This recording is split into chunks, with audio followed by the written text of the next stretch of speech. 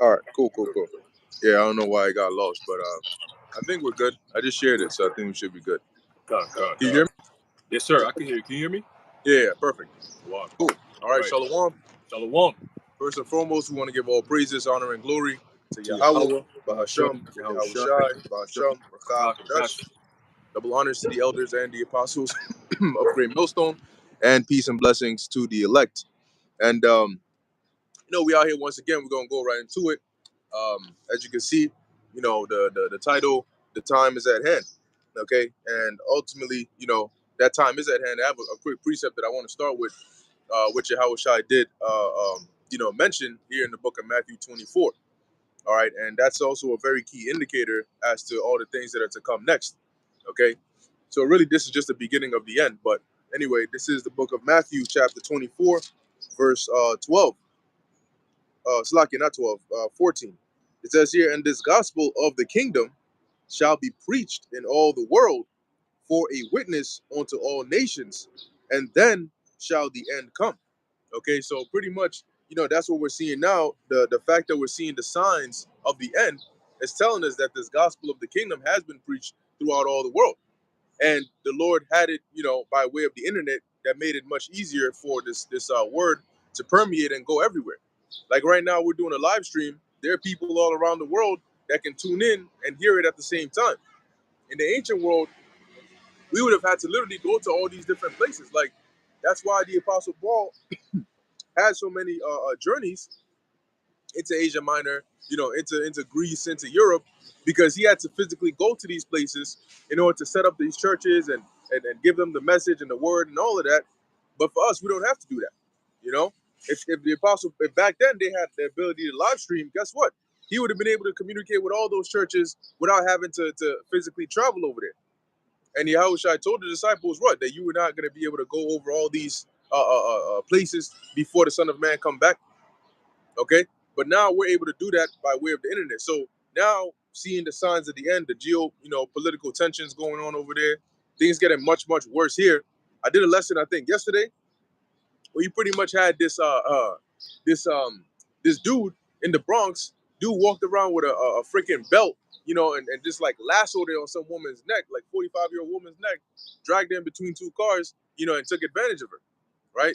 And dude just walked around. I think he had like a white bandana on his face, and that's it, just in open public.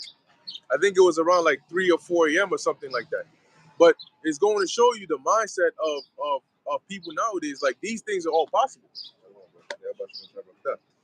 These things are all possible now. Where you got to be careful. And I was saying it in the lesson is that you have people on the comment board of that channel that posted this content. Basically, a lot of women coming on there saying, "Oh, instead of telling women, what they should do to avoid this, you should really tell men to stop doing this X, Y, and Z." And you got a lot of people coming on that comment saying, "Yeah, this the comment. Yeah, this the one." But how did that go? It's been thousands of years, and you gotta wise up and realize that when people make statements like that, you got to be realistic. That's not practical. You're not gonna be able to change every man in the world's ideology. First off, there are people that don't give a damn about what you got to say, and if the Lord puts a spirit on them, they're gonna do it. So you gotta take action on things that you can control. If you know that it's dangerous out, then try not to be out at that time. That's the most you can do. And I gave the example of like rain. If you know it's gonna rain, are you gonna go with the option of saying, well, you know what? Tell the rain not to rain, right? Tell the sky, tell the Most High to make it not rain, rather than me take an umbrella. What's gonna happen? You're gonna get wet because you can't change the rain. That's something you can't affect. But what you can do is take an umbrella with your ass. So when you talk about, don't tell women how to dress and all that. Look, we're telling you that we cannot change the way the world is, but at most you can mitigate it by dressing modestly, so you don't make yourself a target. And if you don't want to hear that, then cool. Yeah, some talking about they'd rather be in the woods alone than to be with a man.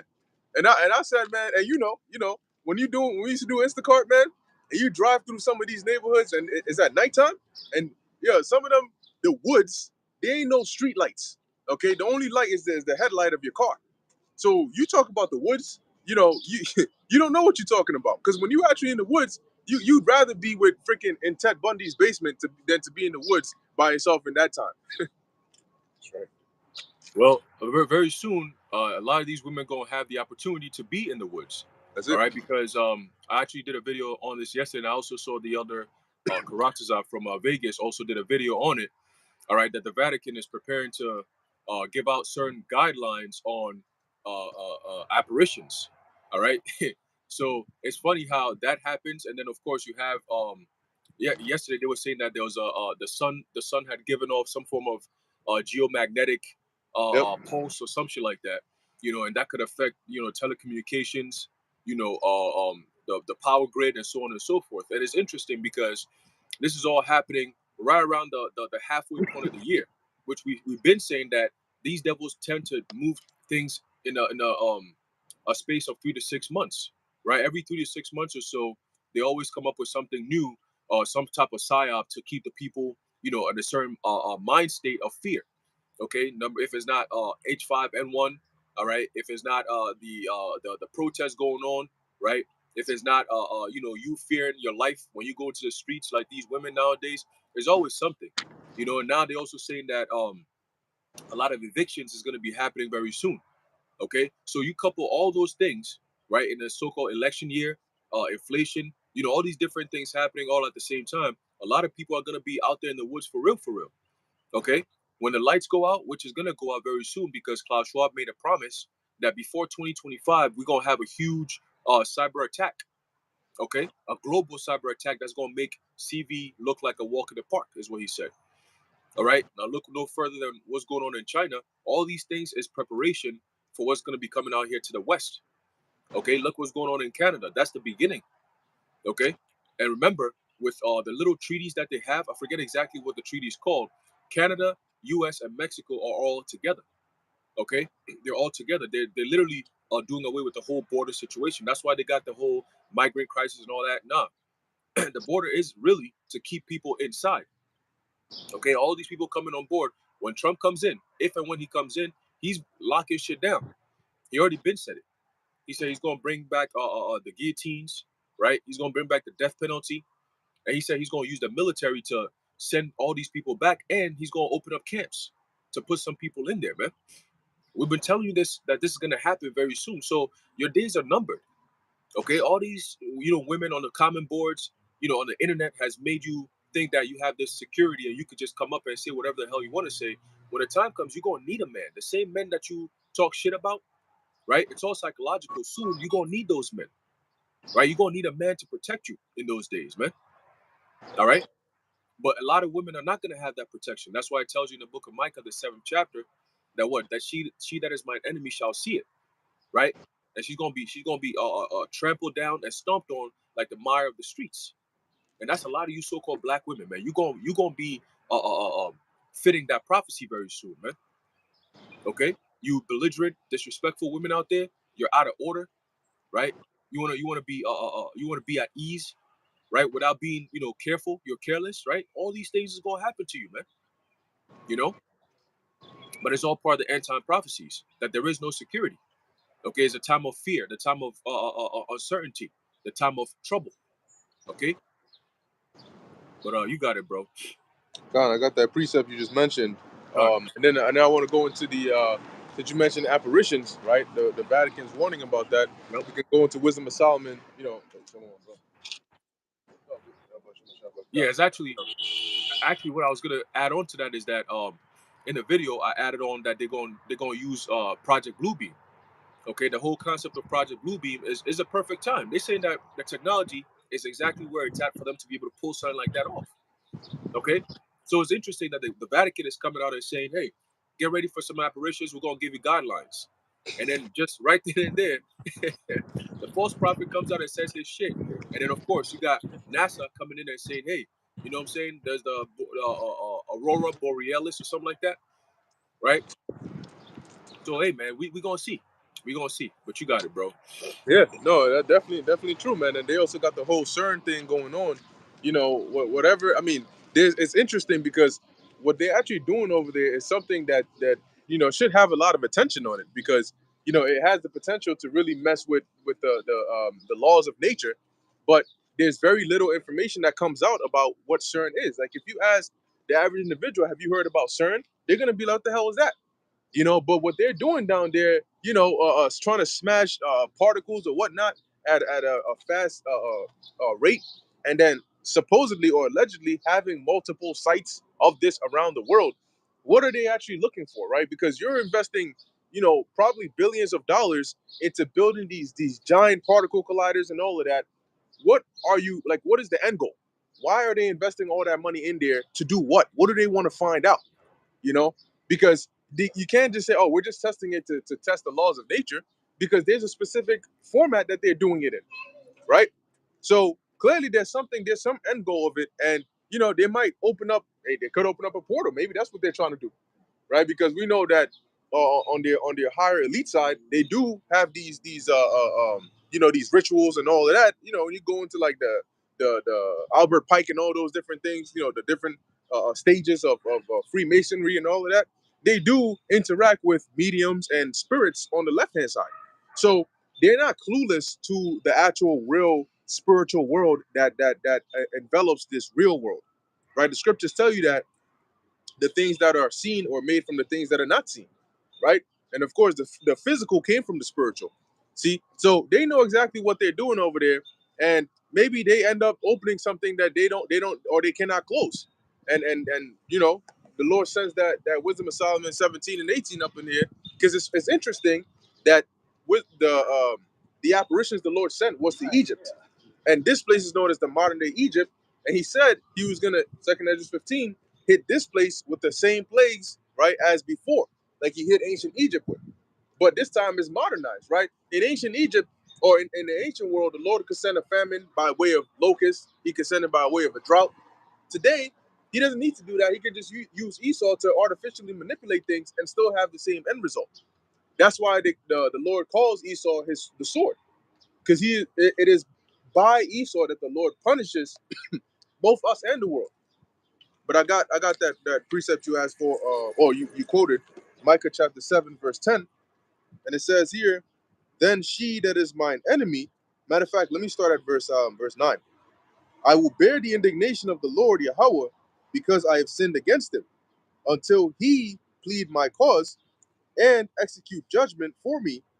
He will bring me forth to the light, and I shall behold his righteousness. So we are bearing the indignation of the Lord, which is why we're in this condition that we're in now. But we understand that, so we're bearing it until the Lord, pleads our case and says, you know what, now I'm gonna flip the tables. But while we're bearing it, you have our own people that are making that more difficult, right? So verse 10, it says, then, so after the Lord pleads our cause, then she that is mine enemy. And an enemy is an adversary, somebody that is adverse to you. And there are a lot of people that are adverse to, really not even us, but the Heavenly Father, because we come to teach the words of the Lord. Matthew 10 and I think it's 10 and 20. For it is not ye that speak, but the Spirit of your Father that speaks within you.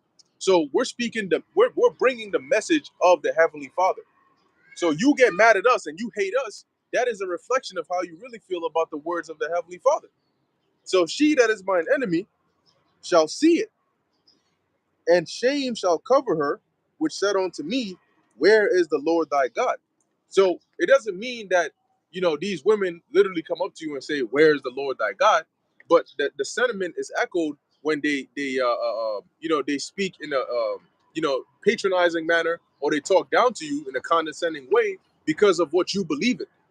And they make it seem like, oh, you less than the filth of the earth, if that's the kind of lifestyle you live because of what you believe in. And that's because they doubt the power of the God that we believe. So she that says that, what's going to happen to her? Shame is going to cover her. Number one, she's going to feel stupid for all that shit she did, but it gets even better or even worse for her. Right, but real quick too, and always remember that. Oh shit! Always remember that a woman's image, right? Women don't really feel guilt like men do, right? A man will do something, and based on the end result, you feel guilty. You're like, damn, like this happened because of me. Women don't feel that way. Women is always mostly a blame game, right? It's either you made her do it or you made her not do it, right? It's never her. See, but shame, women feel shame. They don't feel guilt, right? Shame means her image is tainted, right? Damn, like, oh man, like nobody's gonna look at her the same, right? And it's the same concept with America, right? America is no longer being called tender and delicate, right? So that image of America being that so-called great country that everybody want to be with, right? Everybody want to come here to America and establish themselves and then go back to their country. America has made me great. America is because of America that I was able to go to school and do all this dumb shit. People are not echoing those sentiments anymore, right? And it goes the same way with these women. A lot of men are deviating from the women, starting with the so-called black women. Okay, and that's because the shame is covering them. People are seeing it. You know, they're seeing their shame, they're seeing their flaws. Like Buzz did a video a couple of days ago on this so-called black woman, right? Bald ass head, fat, chubby, big Silver mama back. house looking ass, big back. You know what I'm saying?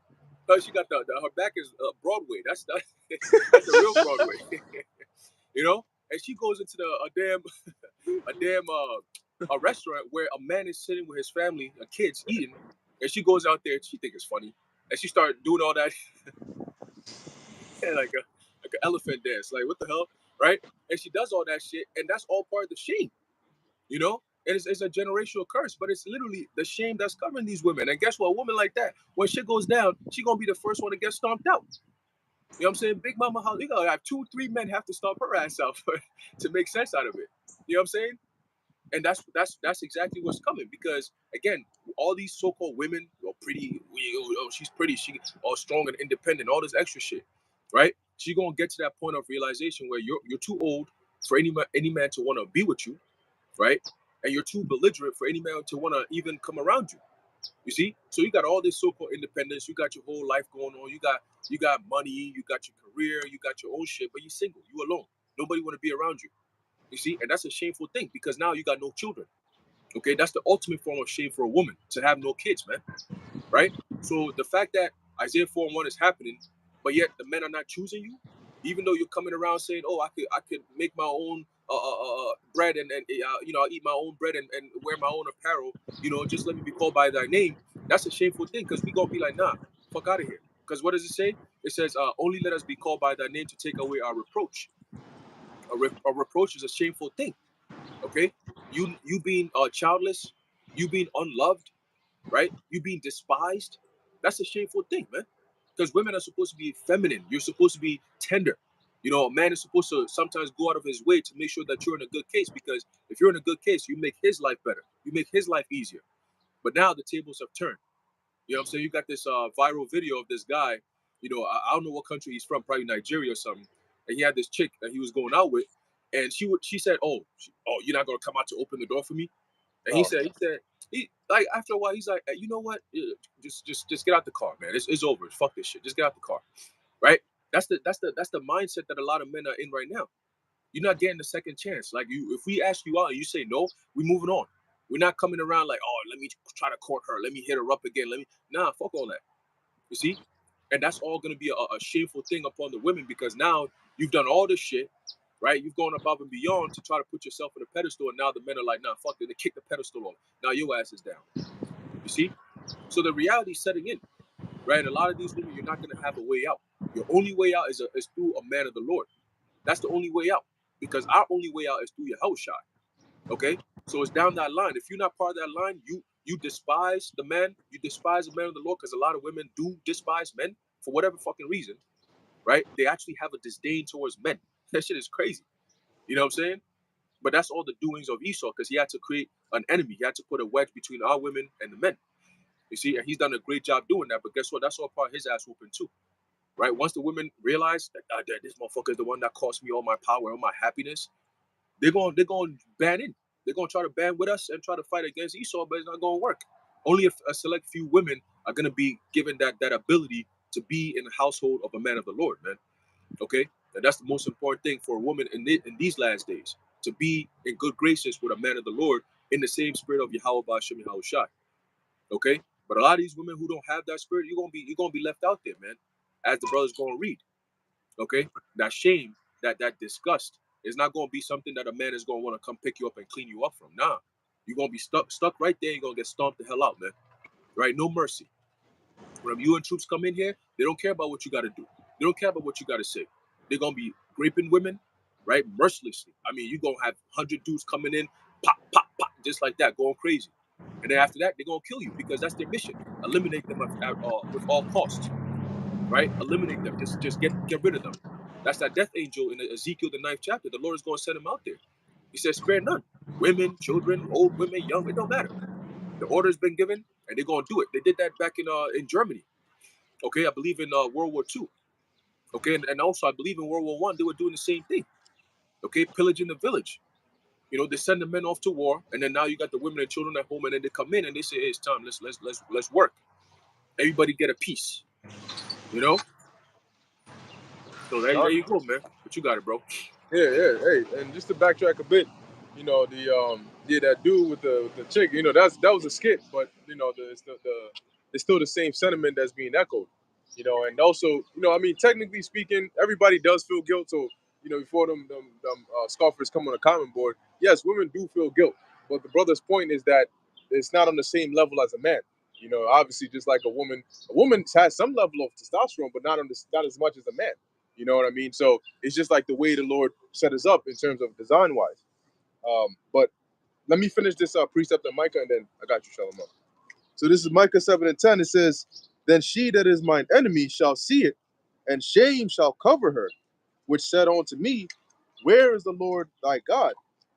Mine eyes shall behold her.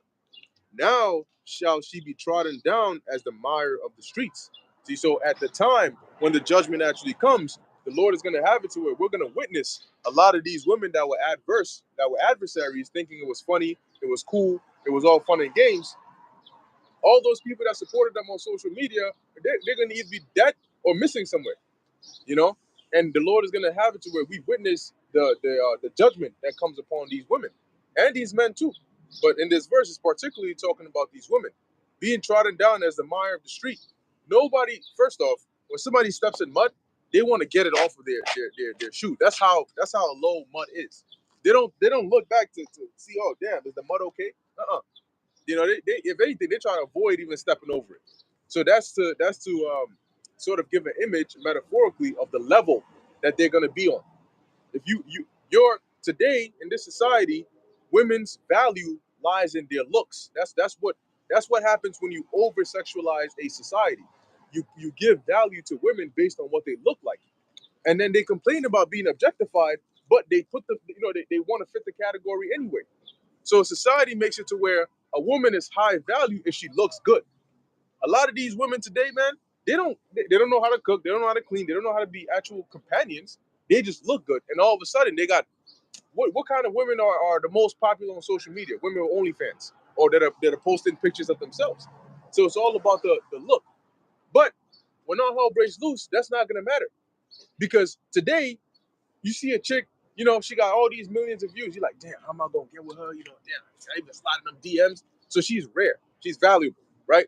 In that time, they ain't worried about sliding in your DMs. They ain't worried about getting your phone number. They're gonna do what that dude did with the belt. You know what I'm saying? The scorpion. Get over here, lasso your ass down, and do what they gotta do. So now your value has gone down because guess what? Anybody can get access to you. They just gotta see you run up and grab you. So now, as a man, thinking, okay, you coming up to me saying I should take care of you, what value do you bring? You can't say your looks. Because if I wanted you, I could take you. So why should I actually not just do that? Why should I actually take you and protect you and feed you and provide for you? What can you bring? You got it, bro. I'm just gonna Lord's one can add on to what you and the brother Aharon said. Slot. Can you hear Shalama? Okay, yeah. Speak up a little bit. Lord's one can add on to what the brother Aharon Bakar said, but basically the Lord is basically gonna give these women exactly what they want. You get me? You good? Or you need a little bit more? More passion. Now just come closer. Come closer to the camera. Oh, okay. Yeah, just step over here then. Yeah. All right, my bad. So Salakia, basically I'm gonna just add on to what the brother Aharon Bakar says. Basically, the Lord is gonna give these women exactly what they want because in society, what is it that they do? They like to, like you were saying, over sexualize themselves. Women like to part them. You know, I'm gonna keep it PG, but what they like to say that what they want the elephant rod and things like that, right? So seeing as how they've been over sexualized, or even they say sometimes, "Oh, I'm too good for a man. There's nobody that can have me." Well, seeing as how you say all these things, and what does it say in Matthew? I think it's 12 And 36, by these things you should be condemned by these things. Could you get that? Yep. I don't want to. I'm a butcher. All good, all good. Is it by thy words that shall be? Yeah, I know it's 12. Is it by thy words that shall be justified, by thy words that Yep. shall be condemned? Yep. Yeah, I think I it's found it for you. verse 36. 12 and 36. All right. Yeah, cool. Yeah, this is Matthew chapter 12, verse. Oh, one more page. Verse 36. It says here, "But I say unto you that every idle word that men shall speak, they shall give an account thereof in the day of judgment." Right, so you're gonna have to give an account there. You're gonna have to stand by your words, what you say, ladies. It's not this like the brother was saying how women, even men today are like you mentioned with that skit. That is just a sentiment of the things that men go through these days. Yeah, it's a comedy skit, but it is something that actually happens. Right. Like just, I believe it was a couple of months ago with the guy with the Cheesecake Factory. Yep. The chick was making a whole issue about going to a Cheesecake Factory. But I'm now getting to know you. I'm not going to take you to someplace expensive and then it's like, think about like, why I wasted all this money on you and then nothing comes of it. A lot of, see, when you try to talk to someone want to understand, well, why are you like this? Why don't you open up? Why don't you this? Why don't you that? A lot of men, like I'll use myself for example, don't care to explain themselves to you women. Don't care to explain to you the plight of men. Why? Because you only see things your way. You only see things one way, and that's one. Well, you have to do this. You have to do this. Yeah, but you women have a responsibility as a man as well. We're all adults here. A man has his responsibilities that he's supposed to do to a woman, and a woman has her responsibilities that she's supposed to do for a man. So that way, what? You have a stable household. It's not this thing where the man just does everything and you just stay home being a pretty face. Yeah, it's nice to have a pretty face. The scriptures even tell you that. A man loves nothing more than the countenance of a woman. The man loves a beautiful face. But you have to be nurturing. You have to be a mother. All right, you have to be all these things because this is what keeps a household. Because when eventually you have a household, when you have kids and things like that, what? A pretty face is not going to do anything, right? The kids aren't going to be, pardon me, I'm not trying to be, weird, but a kid's not going to be attracted by a mother. What? They need a nurturing and loving mother, a mother that can cook. A lot of women, like the brother said, women don't know how to cook. You don't know how to do something that's a basic need of everybody. Right. Even I had to learn how to cook. Why? Because it's a basic need. Regardless if I have a woman or not, I should know how to cook so I can take care of myself. But you have a lot of, a slack you for being long-winded about it. No, you're good. It's good. But a lot of women today, what is it? They have this, I don't cook, I don't clean, that Cardi B type spirit and things like that. You don't cook, you don't clean. You a nasty ass bitch.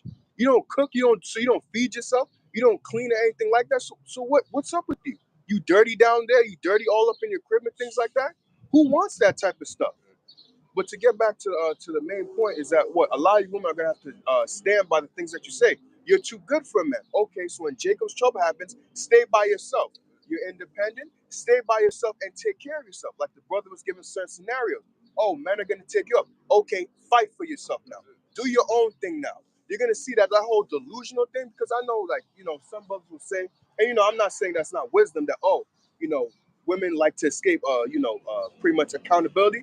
Nah, fuck that. You're gonna have to deal with the realities of life. You're gonna have to deal with you're going to have some level or have to take some level of accountability. You can't completely run away from accountability.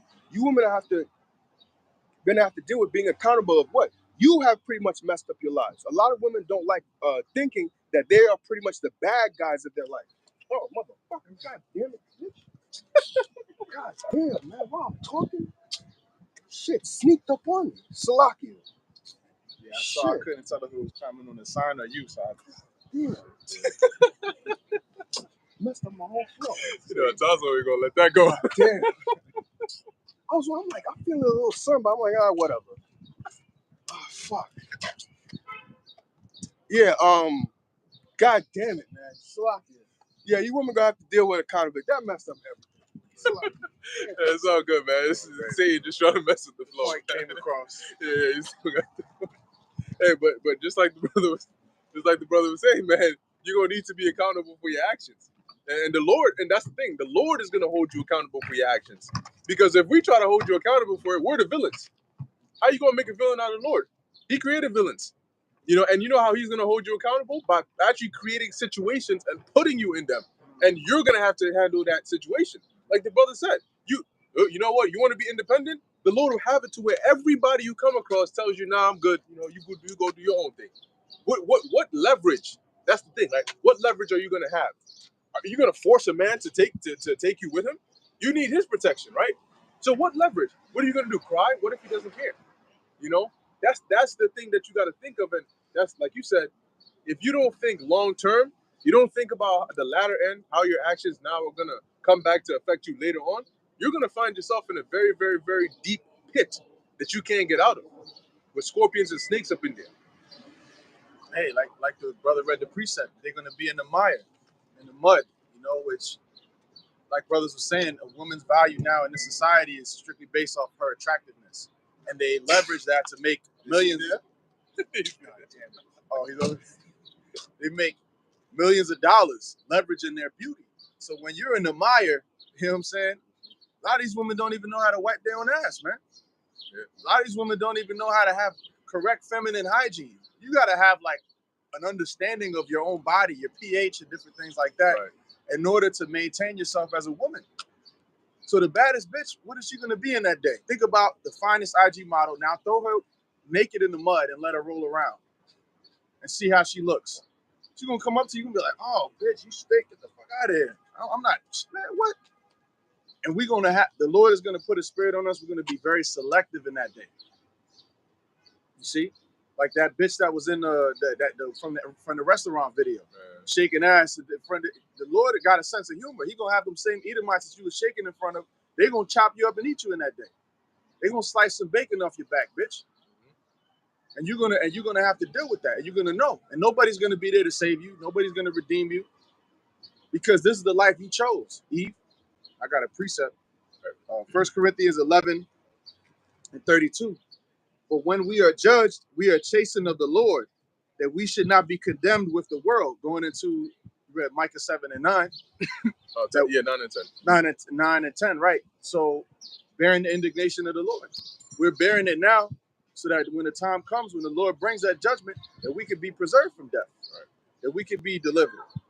So we're chastened now. The reason why brothers go through things is brothers, man, I'm catching hell, my back, my this, my that, my leg, my job, my woman, my kids, whatever it is so that we can be purged, have the iniquity purged out of us now. So when the time comes, the Lord said, all right, I did what I had to do with my sons. I took care, I made sure I disciplined them.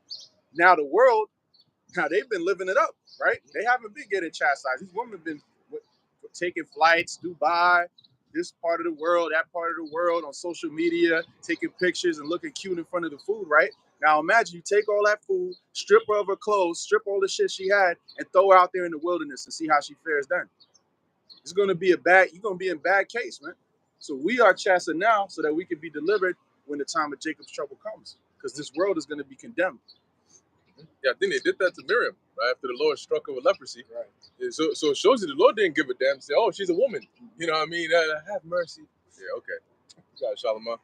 So I forgot my point, but I have a precept there. Yeah, I still also got that one verse for you in Matthew about idle words. You got it. You got Shalom? First Timothy chapter 5, verse 6. But she that liveth in pleasure is dead while she liveth. So pretty much a lot of these women is what is stay with me saying. A lot of these women is pretty much dead on the inside. Yeah, you're going out, you're taking all these trips, you're going here and there, but you don't have nobody. You don't have a man. You don't have nobody to take care of you, to look after you. And a lot of these women, what? They're scared. That's why a lot of these women are becoming what? Pick-me's and things like that. They see that what? There's a change. Oh, that was my point. With the whole MGTOW or the men going their own way, the whole pretty much men have been so disgusted with women to the point where what? They're going across the world to get away from you. And a lot of women are saying, oh, these men just want dumb women that don't know anything and things like that. No, it's because what? They don't want to deal with the sharkeishes, the masculine energy, the fighting, the hitting you, the trying to chop your rod off and all that type of stuff. That's stuff that, yeah, I've heard stories of that, and you can look it up on YouTube. Trying to light your area on fire and things like that. What type of man wants to deal with that type of stuff here? But you'll have women say, oh, they just want stupid women over there. But no, a lot of those women are very educational. Matter of fact, if I'm not mistaken, America is one of the dumbest countries in the world. Sadly, yeah. Here it is. Men are telling you literally what they want from you, and women can't seem to understand it. It's just like, I don't know what you're saying or whatever. It's the delusion. Delusions, Mr. Anderson. Vagaries of perception. That's pretty much what it is. So Men have gone across seas to get away from you. So think about how that looks for you black women, to the point where men have literally went across seas just to get away from you, and you can't realize that you're the problem. It's you. Now, yeah, men, we have to get ourselves together as well. But what? You women are so bad here in America specifically that men said, fuck it. If men could go to another planet just to get away from you, they probably would. That's how bad you are. And mainly it's the American Eve. The black, so-called black woman in America is the main culprit. That they're jumping over hurdles, passports, different countries, 12-hour flights just to get away from you. And the scripture says, "I'd rather dwell with I think it's a lion and a dragon than with a quarrelsome woman." So that's just a testament of how wicked these women truly are, man. They even had I was watching MTR's videos, mediocre tutorial reviews. He makes pretty good videos. He's considered a red pill, but he's trying to distance himself from the manosphere for different reasons. But basically, he's just, teaching men how to be men, teaching men how to conduct themselves with women, how to be cautious, how to move with wisdom. He's a Jake. Recently, he did a video, though, saying how the Alphabet Boys, the FBI got him on the list for being a male supremacist. Wow. With the sprinkle bitches up here talking about how to commit prenuptial fraud. She said if you take the prenup and you sign it, but you make sure you're intoxicated, go ahead and get drunk and faded, snort a line of cocaine, maybe make sure you roll something up and chief it, and then go do your prenup, then you're going to be covered. So Esau will finance them to do that shit. Put millions, hundreds of millions of dollars in order to get programs for women to be single mothers, right? And it's mainly affecting which community? So-called Black, Latino, and Native American community, the Israelites. So that's the ones that it's mainly affecting. So they'll finance that, but you try to start teaching men, this is how you should be aware of these women, conduct yourself in a certain way, have integrity, have a standard, invest in yourself. All of a sudden, that's a male supremacist. So this is the iniquity of the so-called white man. This is why another reason, one of the many million reasons why the society has to burn. Yeah. Hey, and this is all happening because of biblical prophecy, right? It tells you that in 2 Thessalonians about the man of sin being revealed. Now, when you're a man of sin and you being revealed, the only thing you want to do is keep on finding ways to hide from you being revealed, right? You come up with, they're changing the whole entire language now. What the hell is a male supremacist? That's the first time I ever heard some shit like that before in my life. A male supremacist? Like, we live in a patriarchy. The whole world is built on the backs of men. How do you come from this whole concept of, this whole digital age that we're living in, which was again built by men, okay? And who's controlling all of this shit is men. So if you want to say male supremacy, who's the number one man on the face of the earth that has all the power on the face of the earth? The so-called white man. And we're not talking about just any old so-called white man. They're typically old, decrepit, but wicked as all hell. Okay, they own all the banks. When you go into politics, they run it. Okay, they run all the countries. Right? It tells you that Job 9:24, the earth is given into the hands of the wicked. Okay, so the scriptures tell you that in the last days you're gonna have a specific kind of people upon the face of the earth that have all the power, and they call themselves the Jays today. They try to find ways to hide from the criticism or the truth, really, right? They call it everything is all anti this and anti that. Now you call male supremacy. Shit, I've heard white supremacy. I've heard that. I've heard them call us black supremacists, right? Because we believe that we're the ones to rule next and so on and so forth. But it's not really a black thing. Okay, you notice they don't even push any of these other nations. They just push so-called blacks, so-called whites, because that's the main characters of this movie, Jacob versus Esau.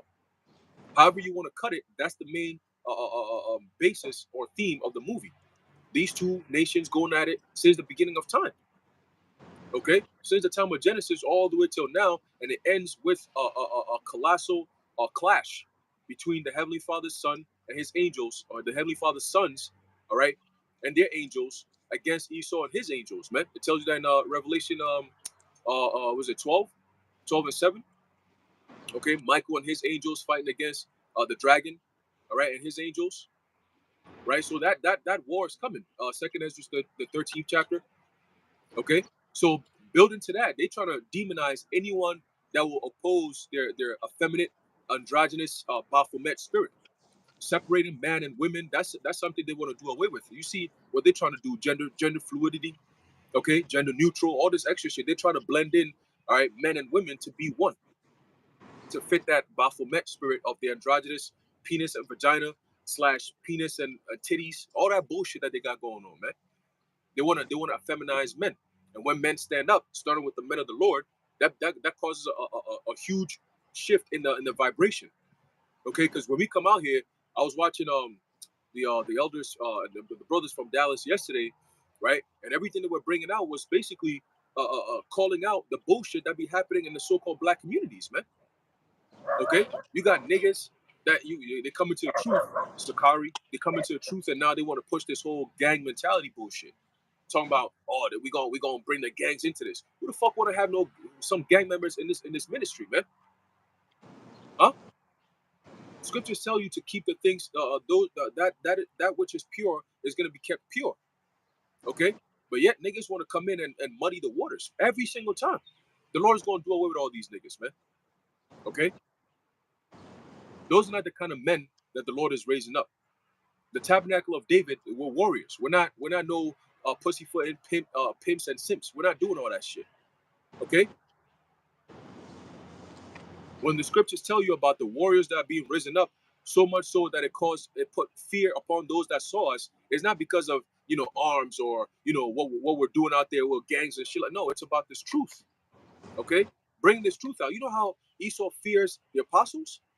The apostles will be looked at as older men. Okay, they got gray hairs and everything, but they're the biggest threat because they lead a charge of the spiritual army on this earth, per Yahweh Ba'ashem Yahweh Shai. Okay, so that's why they send all these different vocab because they see they see that damn what these men are saying is not what we want to hear. They're saying things that's outside of this realm. They're talking about different things.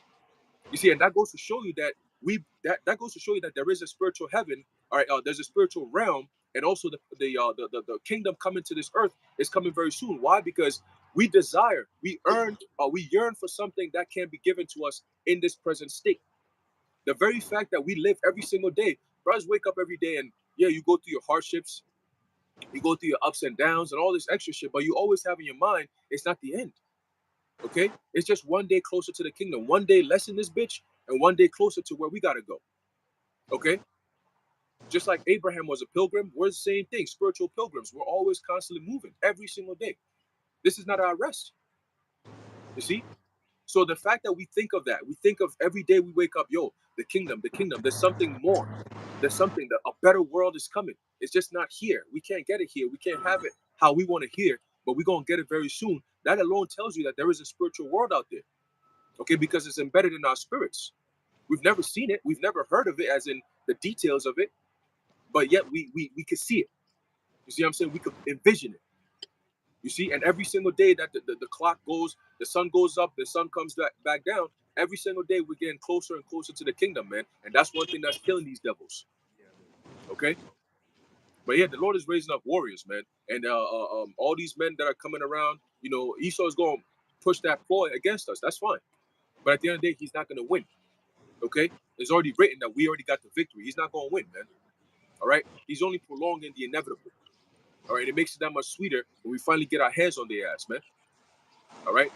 But you got it, bros. You got your precept. Show them out, and then you got it. And then can somebody also hold Wisdom of Solomon 16 after? All right, so this is just to add on to the point what the brother Aharon was saying. This is 1 Timothy chapter 3, and I'll start from the top. It says, "This is a true saying. If a man desire the office of a bishop, he desireth a good work. A bishop then must be blameless, the husband of one wife, vigilant, sober, of good behavior, given to hospitality, apt to teach, not given to wine, no striker, not greedy of filthy lucre, but patient, not a brawler, not covetous." So to add on to your point, this is not about gangs, because what do you usually think about when you think of Jake gangs? You think, what? It's a bunch of people that want to fight and things like that. But we're not here to be fighters. We're here to be pretty much peaceful preachers. We just peacefully preach you the word. If you listen, cool. If you don't hear it, you don't like it, then go home, whatever. But we still gonna do what we gotta do. That's it. We're peaceful preachers.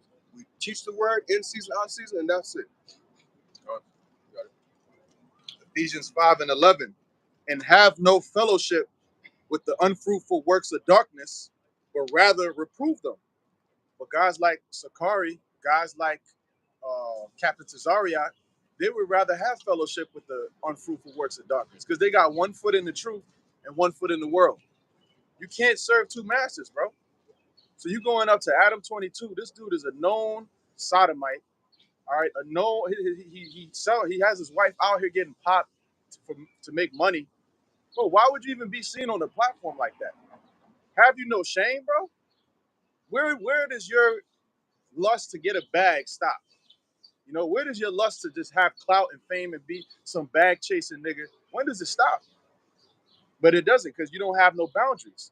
That's why you're gonna sell a baby onesie for like $30, $40 just because it says 144 on it. Nigga, I go to Walmart, get that shit for $5, man. And you know Jake don't got money like that, but here it is, you fleecing him. You know, making the scriptures say they will make merchandise of you. So guys like him, it's all about the clout. It's all about being known. Yahushua didn't want to be famous. We don't want to be famous, man.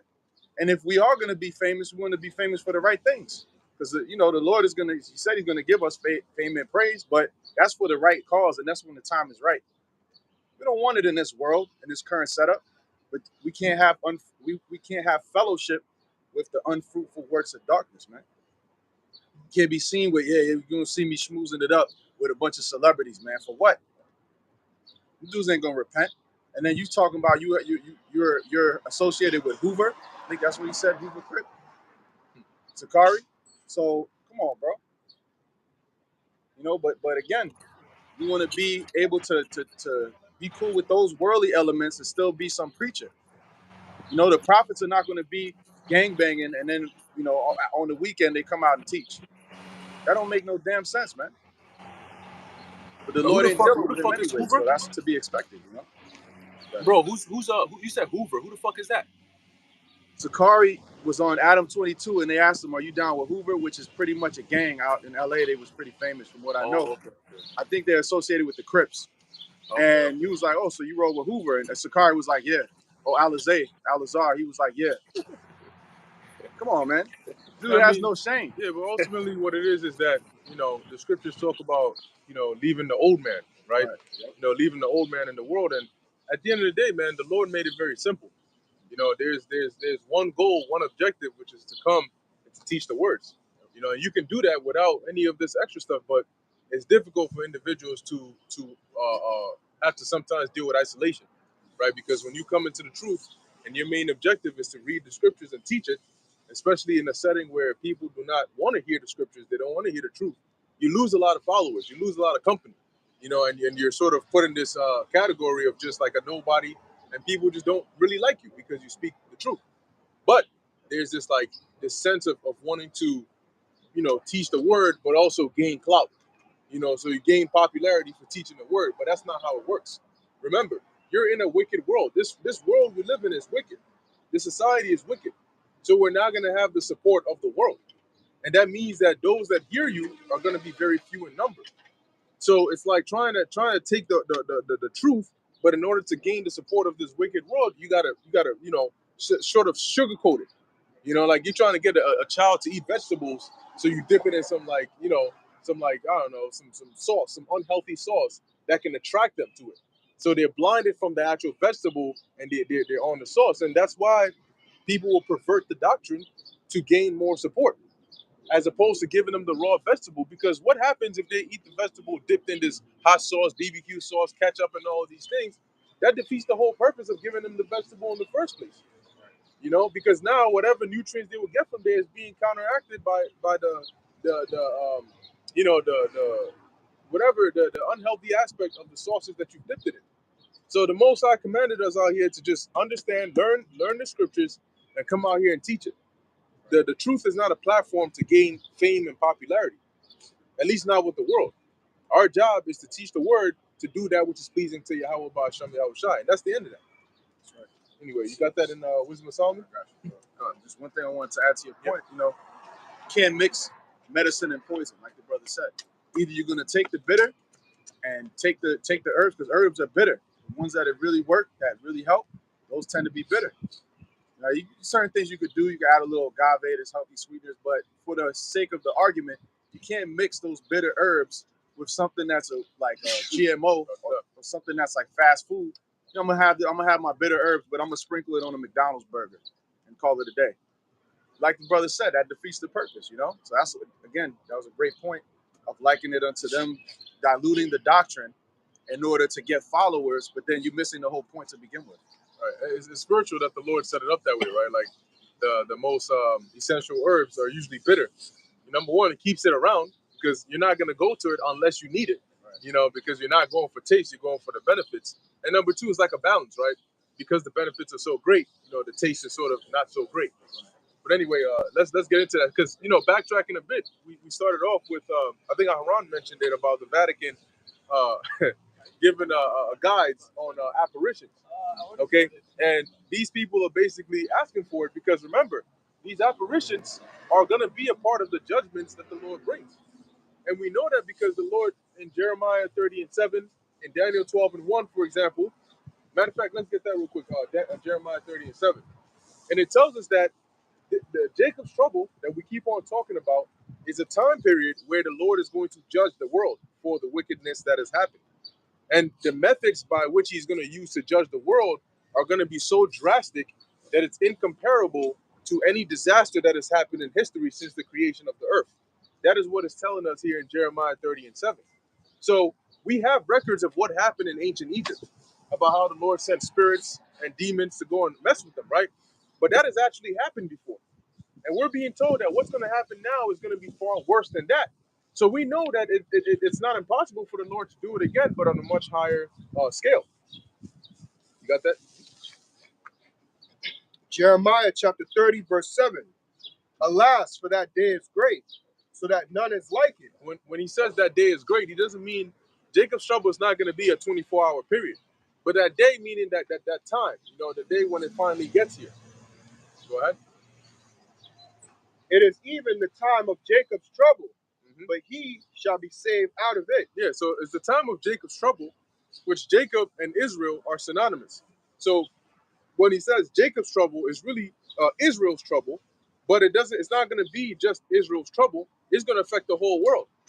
Okay, but as it says, he shall be saved out of it means out of that nation, the elect of them are going to be delivered from this trouble.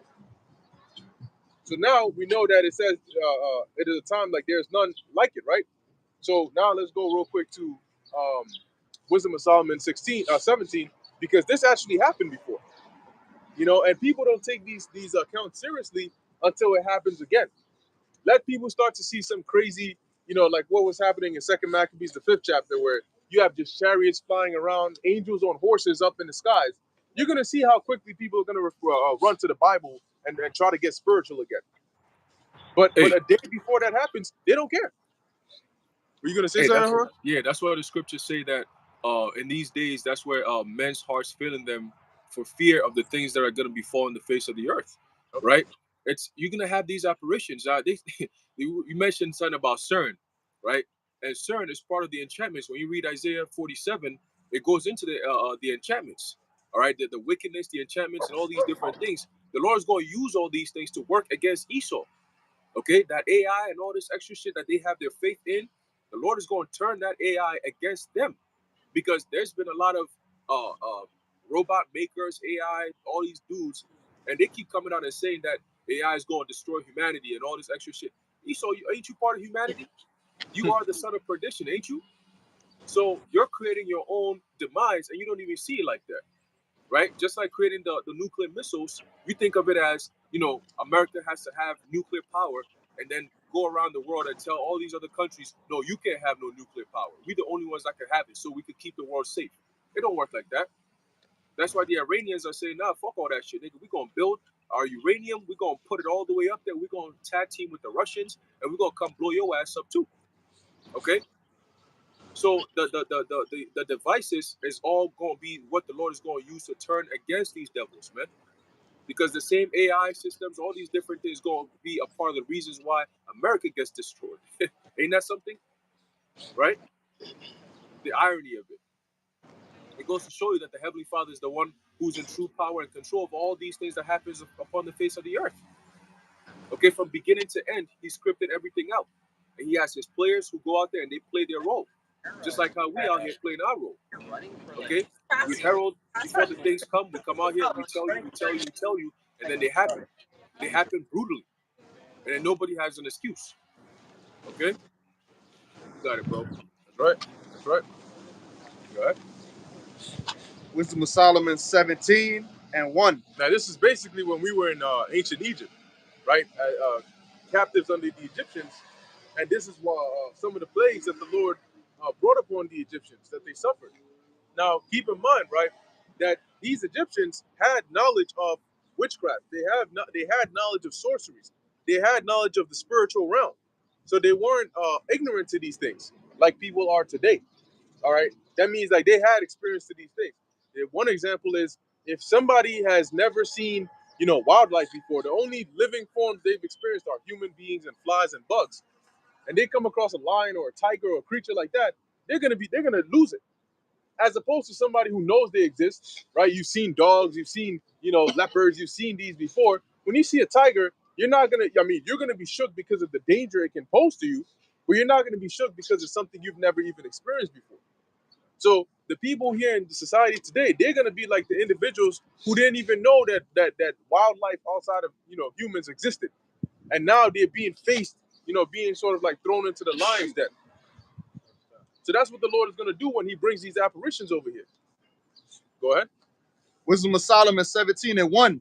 For great are thy judgments, and cannot be expressed. Yeah, whose judgments? The judgments of the Heavenly Father, and they cannot be expressed. Go ahead. So really, like the TV show A Thousand Ways to Die, the Most High is the author of all ways of death. Remember, everybody that has died ever since creation, it was all orchestrated by the Lord anyway. And they like to give this image as though, God's job is to either stop you from dying or let you die, right? Like death just comes to you, and God has to just like either stop it from happening or He doesn't stop it from happening. So they'll say something like, "Oh, why did God let that happen? Why did He let this shooting happen where this 2-year-old child got shot?" The Most High didn't let it happen. It wasn't like He had His back turned talking to an angel and then it happened. Oh shit, damn, I missed it. I'm sorry. No, the Most High is the one who gave the call, because if the Most High let it happen, who did it? Satan. And then it creates this dichotomy of like, oh, Satan is in charge of this stuff.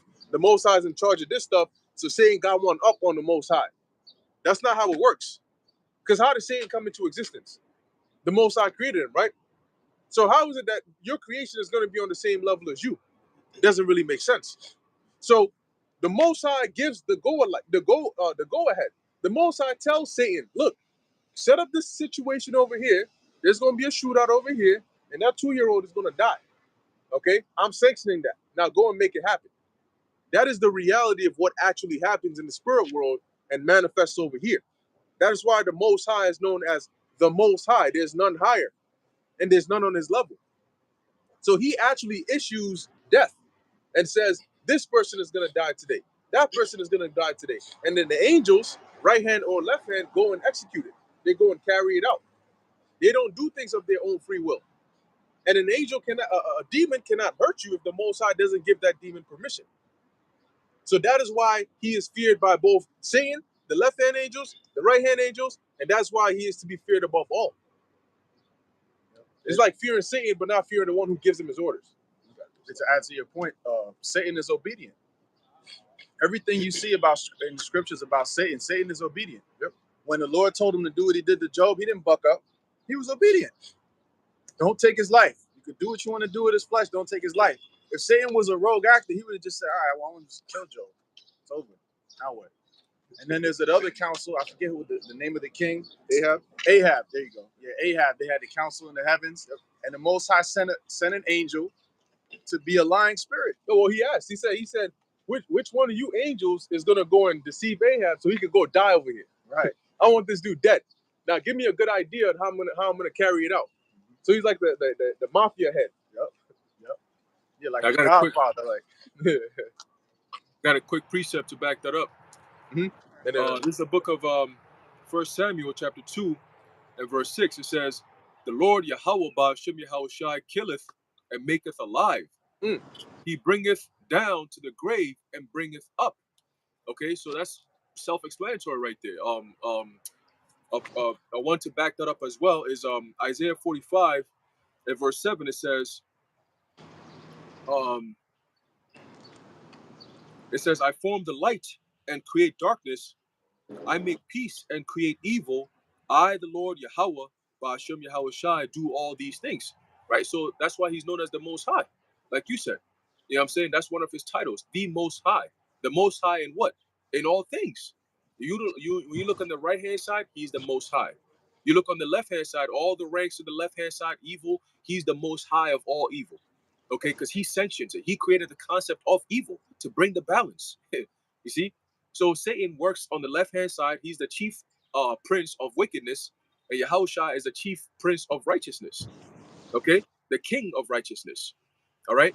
So either way, they all come to the Lord for their sanctioning, right? To be sanctified, to go do whatever orders the Lord has sent them out to do, right? Like the prime example the brother gave about Job. Same thing. The sons of God came into the midst. They had a nice little conference, and the Lord started giving out his sanctions. So what about you, Satan? What you got going on? And he said, "Oh Lord, I'm just going, to and fro in the earth, just doing what I do." He said, "Oh yeah, you're doing what you do, huh? Okay. Well, have you considered my servant Job?" He said, Job, well, Job is Job. He's that man. He's only like that because of you. It ain't really that deep, Lord. Let me actually read it for you. Bring it out. The one. Yeah, this is oh, you know what? This is interesting, right? So this right here. Now, whoever made this book, I forgot. Was it Cambridge? Who was it? Yeah, it's a nice one. So they better come pay me because I'm advertising it. But pretty much this is a good book, right? And this is a good book because of Thomas Nelson, ThomasNelson.com. So I'll be expecting something, Zelle, PayPal, whatever it is. But anyway, the advantage with this book is that they give you the summary before the actual book, so it gives you some context as to what happens in this book, but it also gives you the precepts, on the sides in between here. So for beginners, if you want to learn, or even when you're out here, guess what? You read a verse, it tells you, okay, what are some other Bible verses that line up with this verse to give you more clarity? So go and get you one of these today. Anyway, hey, that's perfect in Isaiah 28, where it talks about for precept must be upon precept, line upon line. That's a perfect indication of that. That's it. But you got it. That's right. Come on, so since you brought up Job, and we're bringing this out to basically validate the point that the brother made, which is that Satan, like this brother also made it right. Satan takes orders from the Most High. Satan does not go and do whatever he wants to do. He works within the boundaries of the Most High. God is Satan's boss, to put it into plain words. So it says here in the book of Job, the events of the book of Job are perhaps among the earliest of the Bible, likely set in the period of the patriarchs Abraham, Isaac, Jacob, and Joseph. And the reason is because when you read in the book of Job, there's no mention of like the tribes. There's no mention of like when it talks about making a sacrifice to the Lord, they don't mention the Levites. They don't mention those concepts. So it leads them to estimate that Job probably predated that. So it says here, Job tells the story of a man who lost everything, his wealth, his family, his health, and wrestled to understand why. And the book of Job is a good example for us to read and learn from today, because I'm pretty sure whatever you're going through today, man, it probably doesn't come to what Job went through. So when you start going through hardships, this is a good example as to why. Anyway, what had he done to deserve such affliction and suffering? Believing that he had done no wrong, the only reasonable conclusion Job could reach was that God had made a mistake. God had chastised him without cause. If only Job had a way to clear up the confusion, but he could think of none. The book begins with a pair of debates between God and Satan, which is not a debate, right? That's how they like to word it. It wasn't a debate. It was a conversation, okay?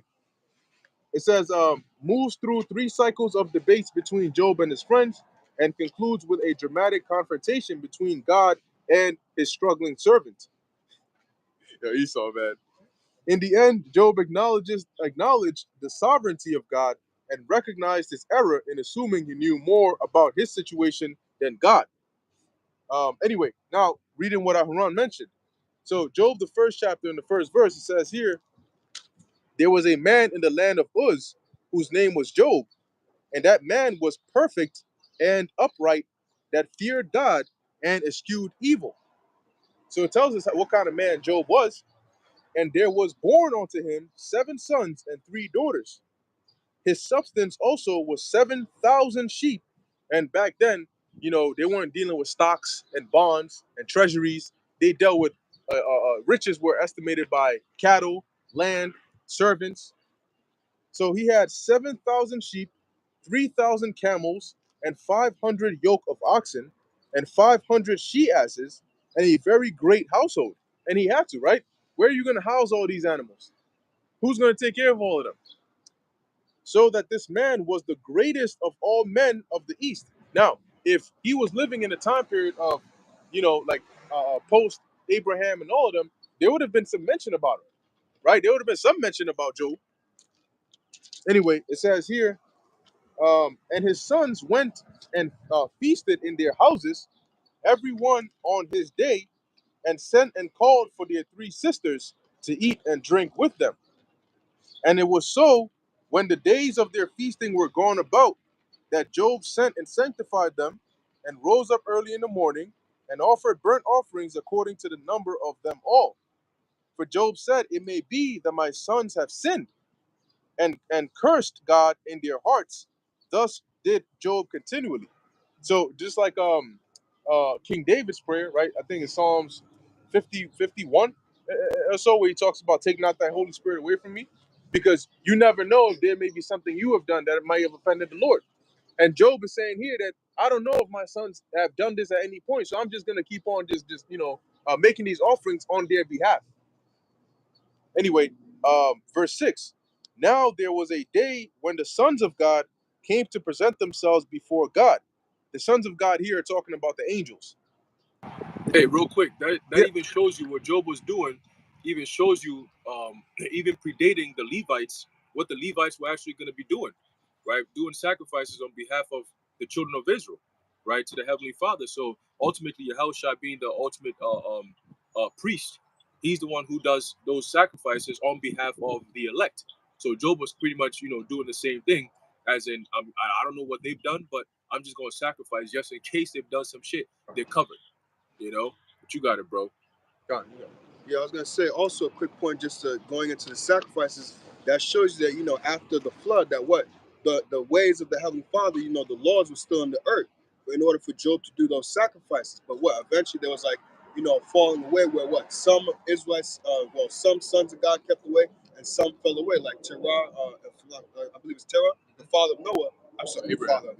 father of Abraham. What he didn't keep those ways, so it shows you during that probably. Job is probably somewhere along that time period where he was one of the sons of God that still kept away. That's right. That's right. So carrying on, so verse 6, right? Now there was a day when the sons of God came to present themselves before the Lord, and Satan came also among them. So Satan came among but it says what? To present themselves before the Lord. So what business is Satan got presenting himself before the Lord? When you present yourself before somebody, that means that they're of a higher rank. They summoned Yeah, exactly. They've summoned you. And the Lord said unto Satan, whence comest thou? So why didn't the Lord say, catch this nigga right now? Put a lockdown. We finally got him. Throw his ass, I don't know, some volcano or something like that. because the whole story, especially if you watch like the TV show Supernatural, the whole story is that what? When you go back to the beginning, Lucifer, that was his original name. Just Right. the fairy tale is that Lucifer was the most beautiful angel. God loved him so much, but then when the Heavenly Father created man, Lucifer was like, nah, they're imperfect. Why would you create them? So eventually there was war in heaven and all that type of stuff. God sends Michael to kick Lucifer into hell and all that. Yeah, and if you watch like TV show like Supernatural, you got Lucifer's cage where he's trapped up. Oh, I just caught up to what you just said. Lucifer's cage where he's trapped in hell, all that. But we're not reading that when you read that in the scriptures. There's none of that whole God was God and Satan were best friends and all that type of stuff. Satan was playing the piano, Most High, and then Michael came and just kicked him off. Yep. Yeah, Fuck I you and heard. your piano. I heard that. I heard one version was that one day they were all sitting at this table, and then the Most High got up to use the bathroom, and when he came back, Satan went up and sat up in his seat. So I'm the Most High now. So the Most High took that as rebellion, and they said, yo, kick his ass out. So this dude had wings, but for some way, somehow, when he fell from heaven, he just fell straight to hell. Him and his minions and his demons. Yeah, And the angels became demons. Yeah, the angels became demons and stuff. So that means that in the beginning they were just all angels and no demons at all created. But hold up, where is that in the Bible though? The thing is, there's never a precept that they'll give you, and even if there is, they'll go to Isaiah 14, and I beheld Satan fall from heaven, as lightning, or they'll go to what we're reading here in Revelation 12. Oh, and there was war in heaven. Anyway, so the point here is that Satan also came, verse 7, and the Lord said unto Satan, whence comest thou? Like Aaron was saying earlier, right?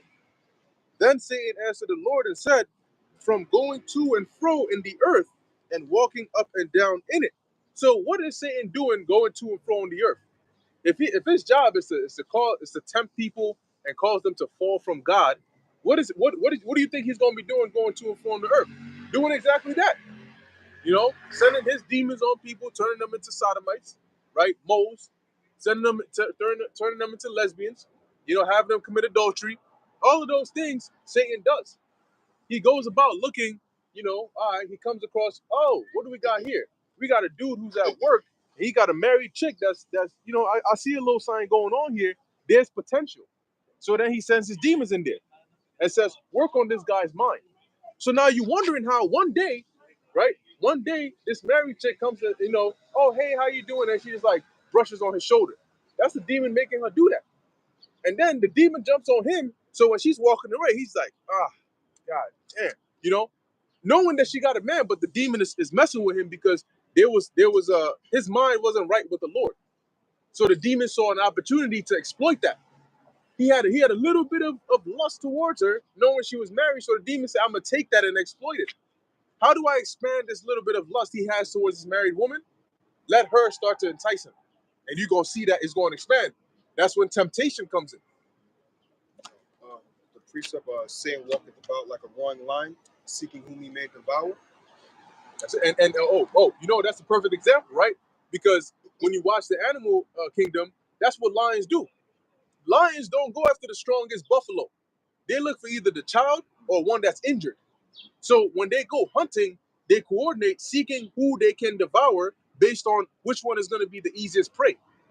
So that analogy is based on when Satan is going about like a lion, you, instead of having the whole armor of God, if you've been slipping up, if you've been getting entangled with the affairs of this world, you're liking onto either a baby or you're liking onto an injured prey.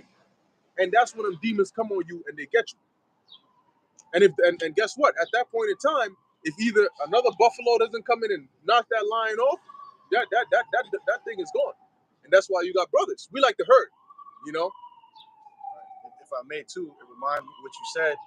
Also, when you fast, is when Satan and the demons are gonna try to attack you when you're at your weakest. Mhm. So a lot of times when you fast, you notice like you feel like a dark energy sometimes. You might have like it's a lot of ups and downs, but you have the moments where you feel super high, you feel super close to Yahweh Shem Yahshai, and then another moment you feel like, damn, like I'm fucking up. I need to do this better, that better, and like all of a sudden, like you start to think about things that you need to improve on, which is good. But if you're not, if you don't have the spirit meeting you, wisdom will meet you at every thought. As a defense, as a shield, then you're gonna let those demons overtake you. That's why when Yahweh Shah was fasting, who came? Satan. Mhm. But he's the son of the Most High. At the end of the day, Satan had no power over him. Yep. So continuing on, Job chapter 1, verse 8. It says here, and the Lord said unto Satan, so the Lord asked him, what you been up to? He said, been doing my job, going to and from the earth, looking to do what I got to do. And then, verse 8, and the Lord said unto him, hast thou considered my servant Job, that there is none like him in the earth, a perfect and upright man, one that feareth God and escheweth evil? So what you think about Job? You seen him? He's doing pretty good, don't you think? Verse 9, Then Satan answered the Lord. So in the prologue, this is the debate that they were having, right? According to these Edomite scholars, this is the debate, you know. So it says, and Satan answered the Lord and said, doth Job fear God for naught? Meaning, all right, he's serving you, but I mean, he's just doing that just because. Verse 10, has not thou made an hedge about him and about his house and about all that he hath on every side? Thou hast blessed the work of his hands, and his substance is increased in the land. So, well, of course he's going to serve you because you're protecting him and you're providing for him and you're blessing him. You know, you're giving him everything that he needs. So he's going to obviously keep on fearing you because he knows that's his way to get everything that he has. Verse 11, but put forth thine hand now and touch all that he hath, and he will curse thee to thy face. So Satan said, but if you take away your protection and touch all he have, like put forth your hand and touch all he have, meaning take away all those things you've given him or affected in some way, shape, or form, and he's not gonna keep serving you. He's gonna curse you. Verse 12, and the Lord said unto Satan, behold, all that he hath is in thine power. So this right here is the Lord giving Satan permission. He says, behold, all that he hath is in thy power. Wait, why does the Lord have to tell Satan that if Satan already had it? If Satan could automatically just go and do what he wanted, why would the Lord need to tell him now that, hey, now you have control over Job's substance? It says here, it's in thy power, only upon himself put not forth thine hand. So went Satan from the presence of the Lord. So hold on one second. The Lord commanded Job, you can go and touch everything he has, but you can't touch him. And then Satan went and did it. So that's telling you right there, Satan is taking orders from the Lord concerning how he is to behave concerning Job. So Satan and the Lord are not going back and forth. They're not adversaries against each other. But yeah, that's pretty much it on Job. So I think we were in Wisdom of Solomon right before that. Back in Wisdom of Solomon 17:1, for great are thy judgments and cannot be expressed. And the point that we were making here is that the Most High is the creator of both evil and righteousness, right? So people fear the devil, thinking that the devil is doing his own thing, but the devil takes orders from God. Go on. Therefore, unnurtured souls have erred. Yep, and that was talking at this point. That was talking about the Egyptians. Go ahead. In the margin, it says souls that will not be reformed. Yep. Second verse. For when unrighteous men thought to oppress the holy nation, and the unrighteous men at this time were the Egyptians, and the holy nation were the Israelites, because we were subjected under them, right? We were in Egypt for a period of time. they being shut up in their houses, the prisoners of darkness, and fettered with the bonds of a long night. So why were they the prisoners of darkness? Because at this point, the Most High brought actual darkness upon the land of Egypt.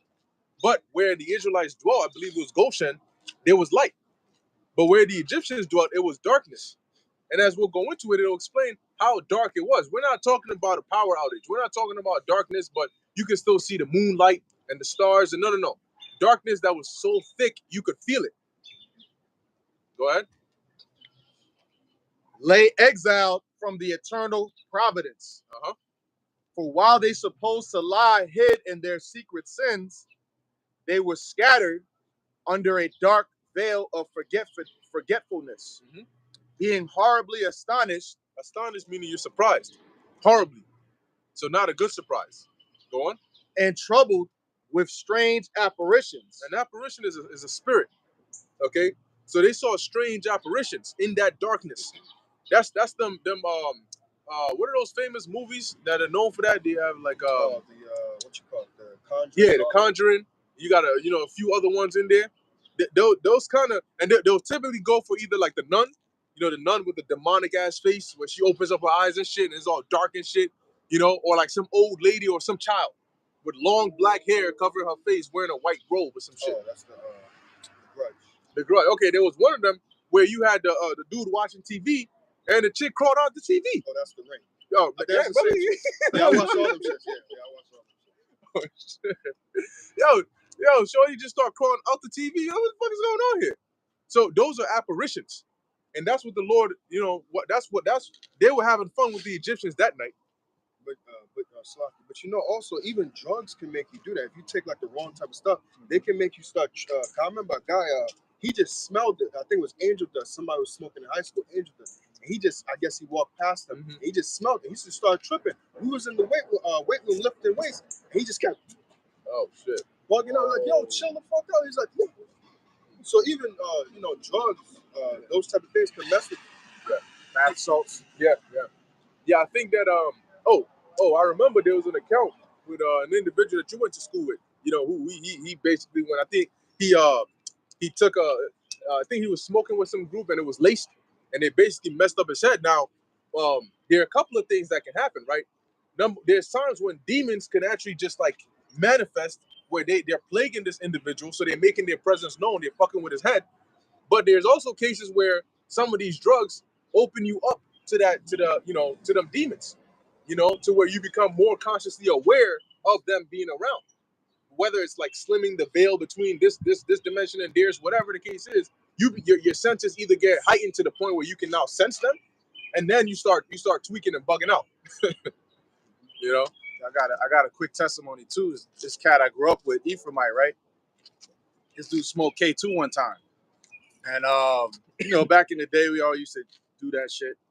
I didn't touch K2 though. We used to smoke weed and shit. And this dude, he was just a fool. Like he didn't have no type of sense, so he would go and just smoke whatever he could get his hand on. He didn't care who gave it to him, whatever. So he had some K2, and this dude lost his mind to the point where he told me, he confessed to me, and I tried to help him in terms of like diet and different things. I wasn't really in the truth at the time, but the dude pretty much said that he would have a recurring nightmare of a giant demon in his house.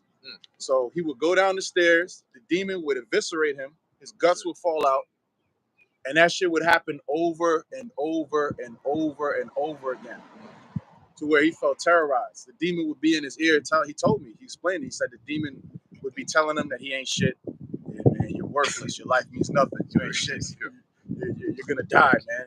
God isn't with you. God hates you, man. He would just constantly deal with this shit. And he even said it got to the point, it's a little graphic, but he said that the demon straight up raped him. He said he felt it. So I was like, damn, bro. And that's when I knew. I'm like, all right, the spirit realm is real, so the Most High got to be real because of those things that you see. But again, that's why, doing shit like that is another story. I know a dude, he smoked K2. He started licking the ground. Man. It was glass and gravel and shit. He started licking the ground. He said, I hate my mother. Fuck my mother. And I wasn't there, but I heard about that shit. And it's like, it'll just turn you into a straight up maniac in a heartbeat, man. Yeah, the Lord did that in the book of Nazareth to a degree. But here's the thing. Demons are not, God, he's talking about yes, man. Knowing ass flies, yo. Anyway, demons are not PG-13. They're not PG. Okay?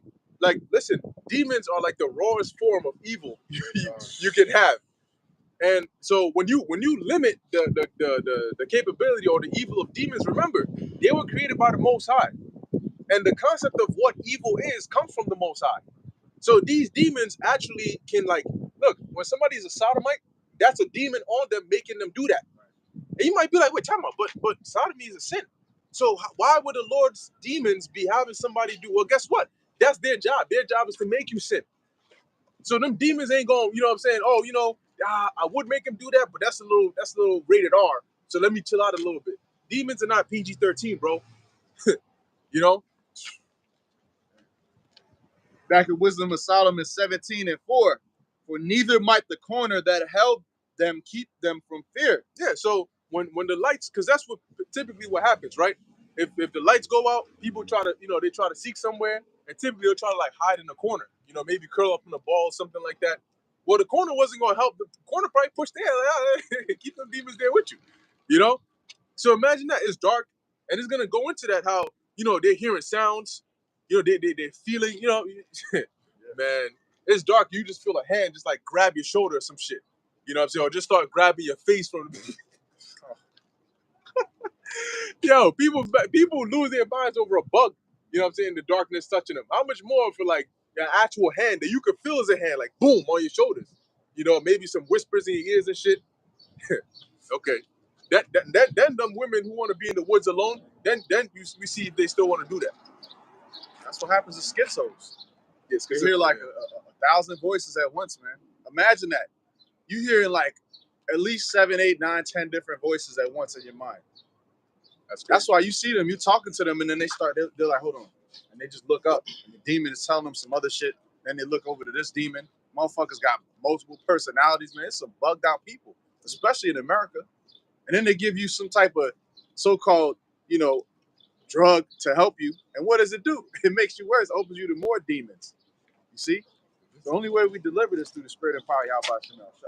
I'll read on. Wisdom of Solomon 17:4.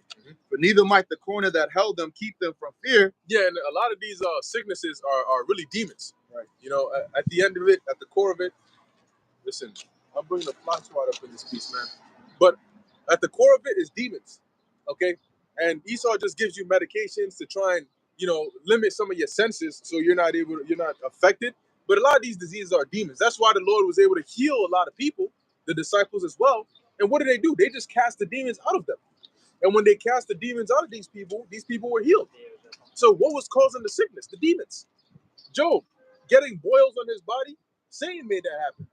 So when you're feeling bad, whether it's a stomach ache or a headache or whatever, it's a demon that's messing with your body.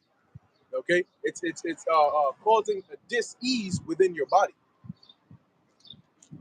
Oh man, And that's why we always push the health thing. We always push health and exercise, because when your body's in a better state, it makes it harder for demons to fuck with you. When you're in a weak state, you're always constantly sick. That's what demons are gonna mess with you more. So a lot of times you take care of yourself, you eat right, you exercise, you pray, you fast, you're purging stuff out of your body. So then it's like, okay, the demons, they gotta have another angle with you. But even sometimes you'll be perfectly in good health, and then the demon is still mess with you. But at least you want to hedge your bets, right? You at least want to set yourself up to succeed. But I'll read on. Wisdom of Solomon 17:4. But noises as of waters falling down sounded about them. You hear that? Noises as of waters. So imagine, here you in your room, and there's darkness, and you hear the sounds of like a waterfall out of nowhere. Look, you could be in your room, but whenever darkness comes about and it's like late or it's overall dark, just even regular sounds could trip you up. Just hearing somebody take one step could trip you up. Now imagine the actual water, like the sound of a dam breaking or gushing water just coming down. Go ahead. And sad visions appeared unto them with heavy countenances. Yeah, sad visions, which go into those apparitions, appeared onto them with heavy countenances, meaning they were scary looking. Whatever it was. Maybe it's a 3-headed demon. Maybe it's an old nun from The Conjuring or something like that. Just popping up, whoo, one direction, then the other direction. They like to make those scary witch sounds, So imagine being stuck in a situation like that, where you can't escape it. And then here it is, you try to cover your ears, and the demon grabs your hands and moves your hand back there. What you doing, nigga? No power of the fire might give them light. You see, so there you go. No power of the fire might give them light. Now, back then, it's not like they had a flashlight or they had the iPhone, they just pressed the thing on. They use fire for light, right? So imagine how dark it has to be to where you turn on the fire, you can hear it, you can feel the heat, but you can't see it.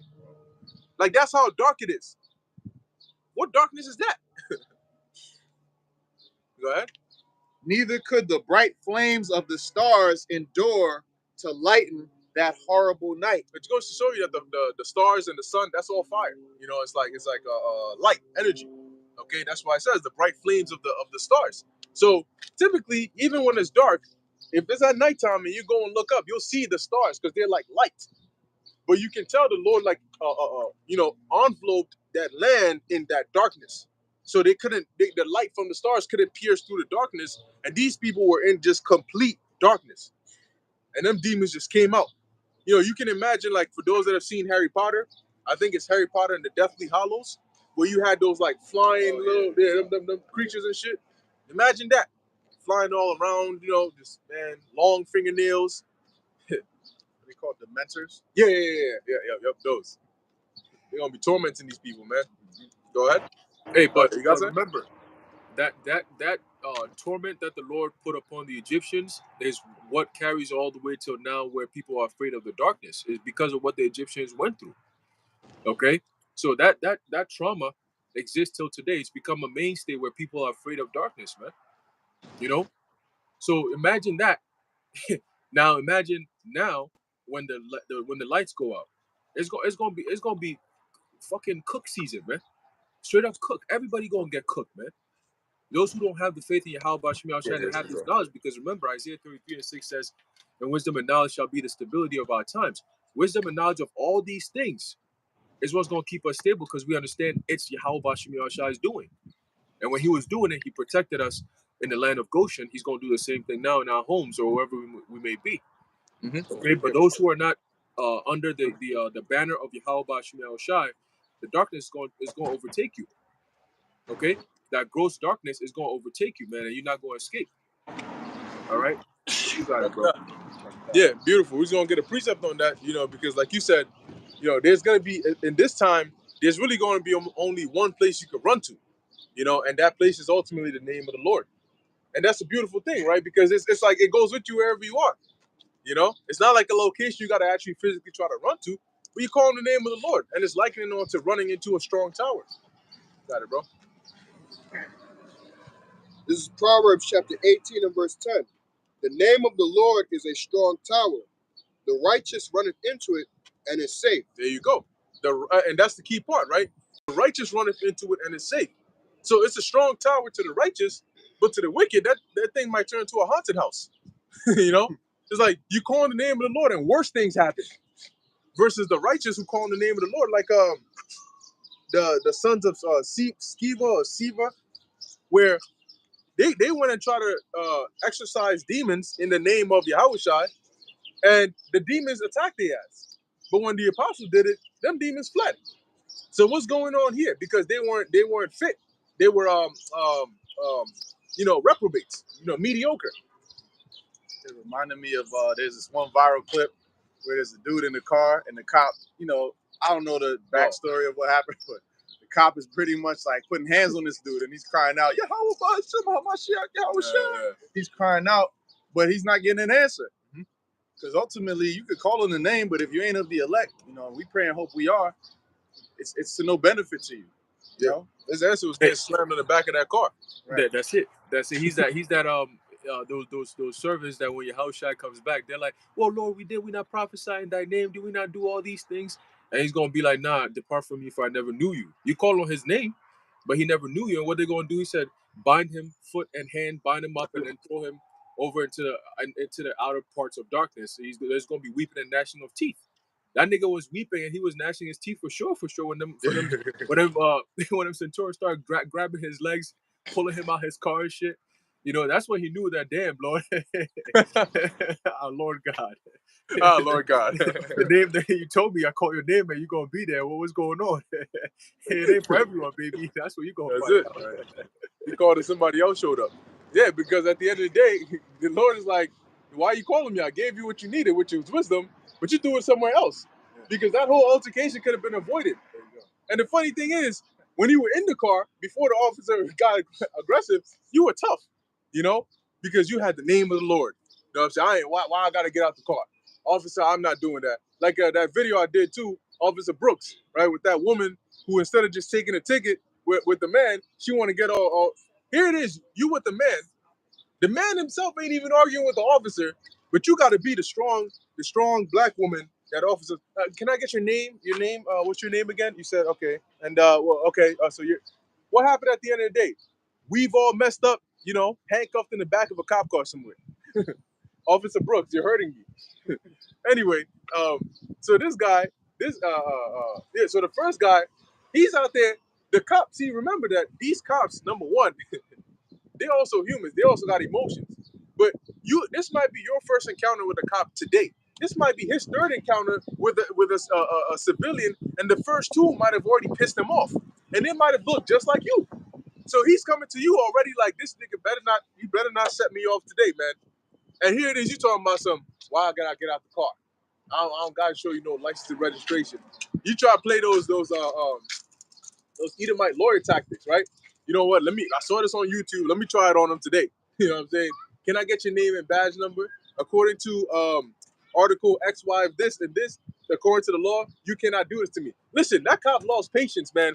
And with how aggressive, the second the cop was able to unlock that door, you should go watch the video and see just with how much anger he pulled this dude out of the car, man, and slammed him on the back of the car and handcuffed him. And all the while, the dude is yelling, Yahweh, Ba'ashem HaMashiach, Yahweh Shai.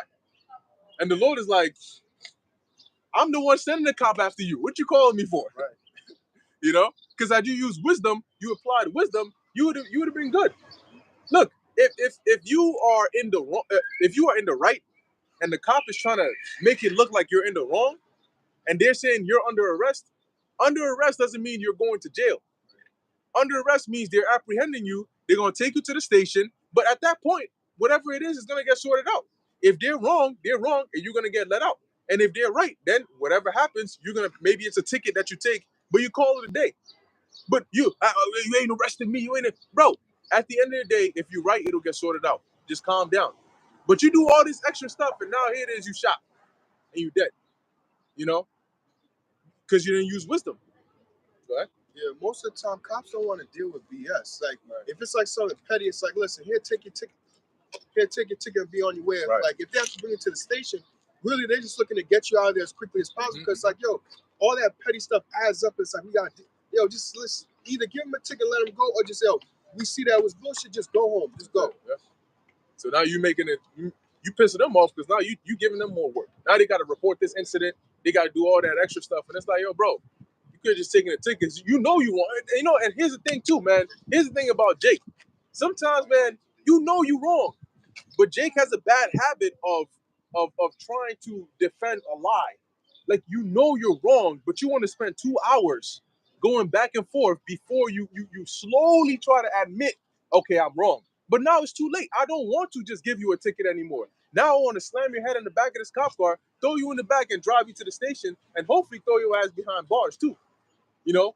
Because sometimes these cops get upset and they're like, give me a reason. You know what I'm saying? So their hands are already here.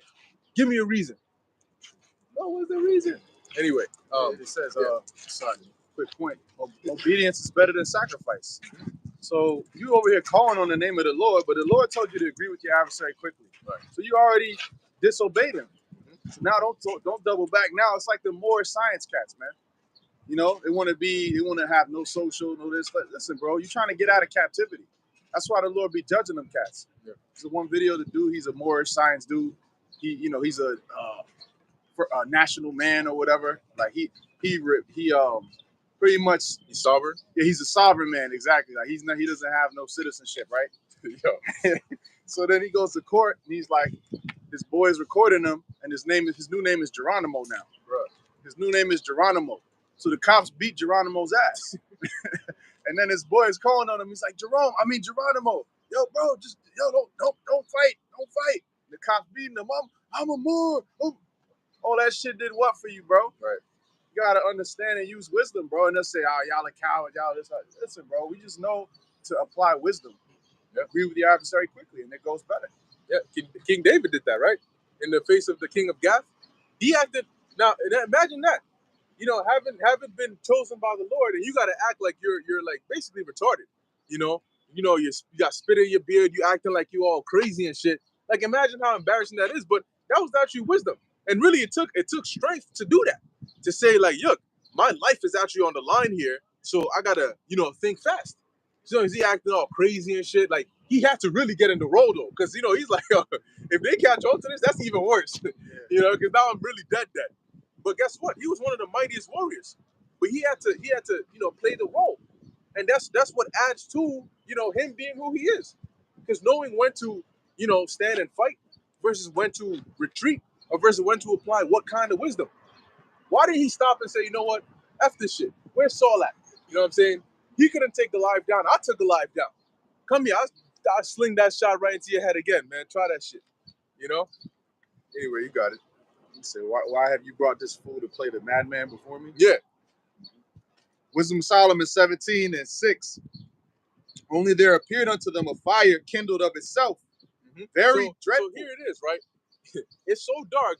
You light a fire, it doesn't. You can't see it, and all of a sudden, a fire of its, like it says, a kindled fire of itself, boom, like a fire just lights on.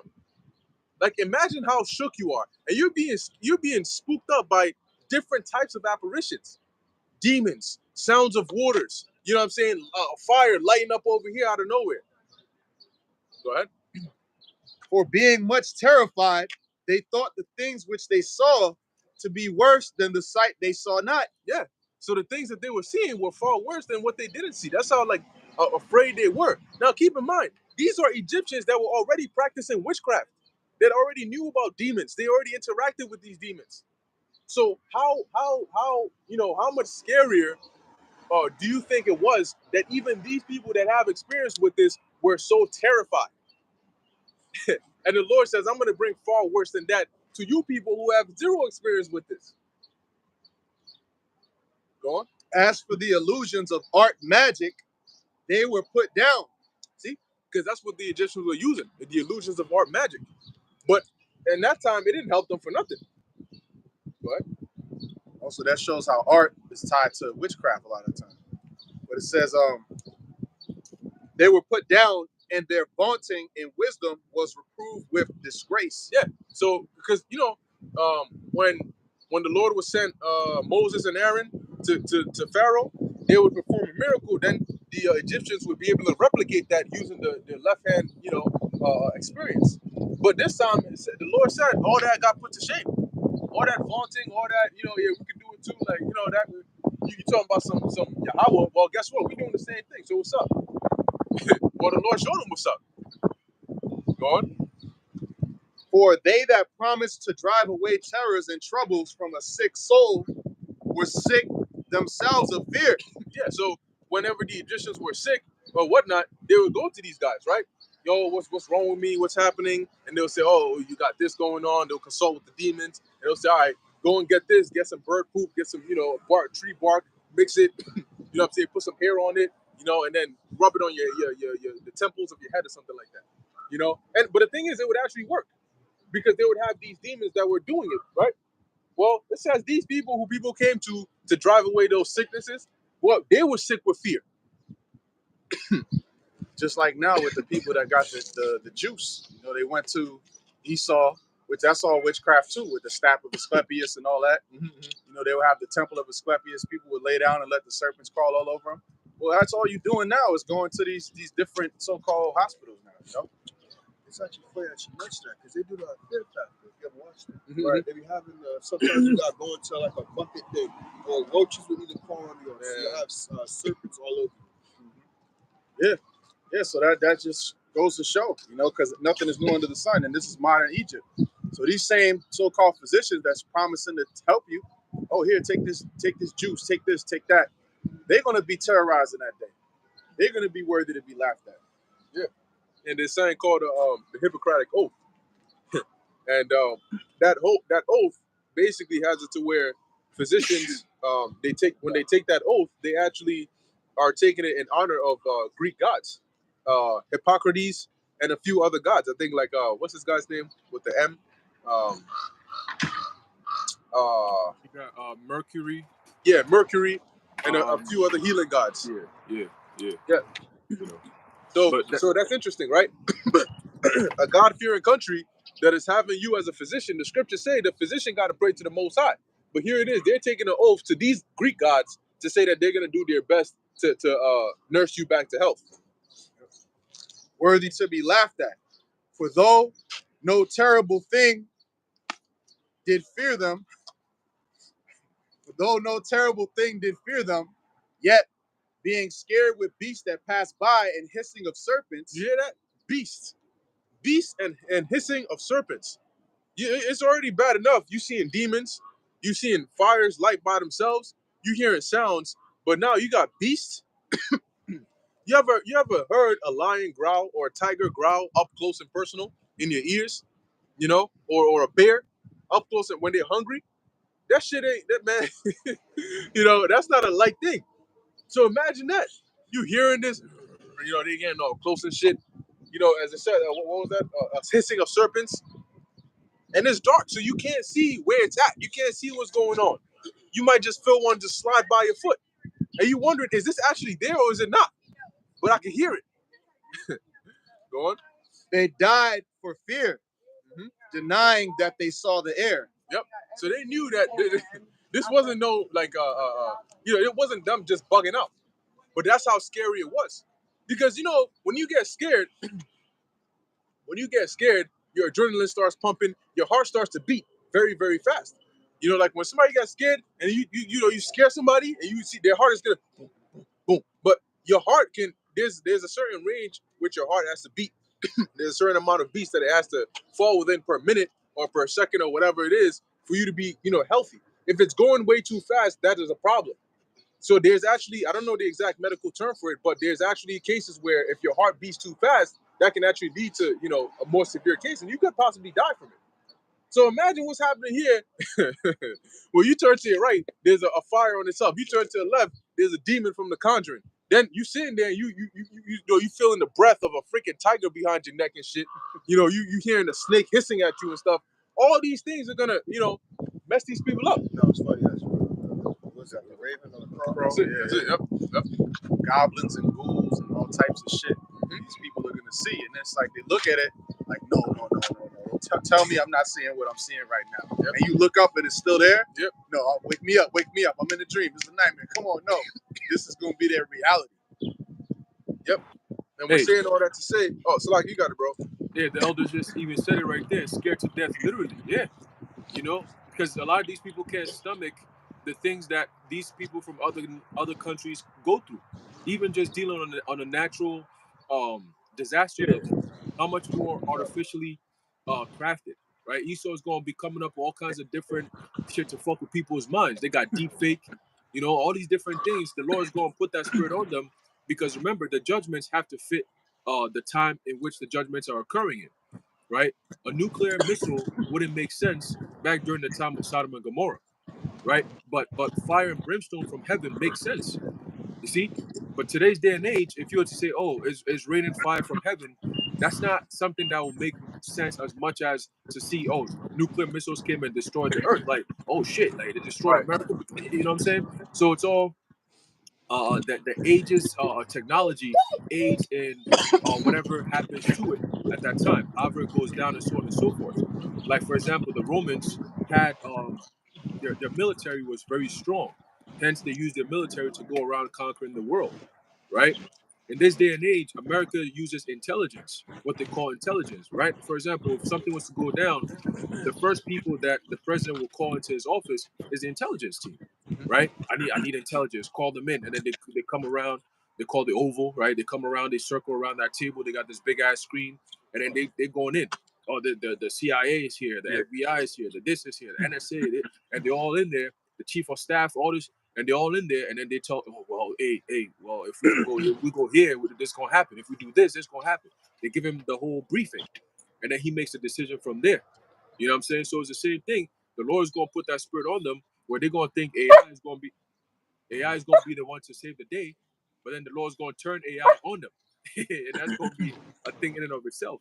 They're gonna be using AI, and Esau gonna be like, "Wait, can we? Is this real or is this AI? Like, what we doing here?" Like, they're gonna be confused at their own work, and that goes to show you that they're not in control. It's the Heavenly Father who's in control of all these things. All right. Brother posted in the chat. It says they took the oath of the graduation yesterday, and they mentioned spells and stuff, and they all said, "I will," and I do just like that. Yeah, that's right. That's right. Because this system is built on witchcraft. Yep. All right. America was founded on sorcery and witchcraft, man.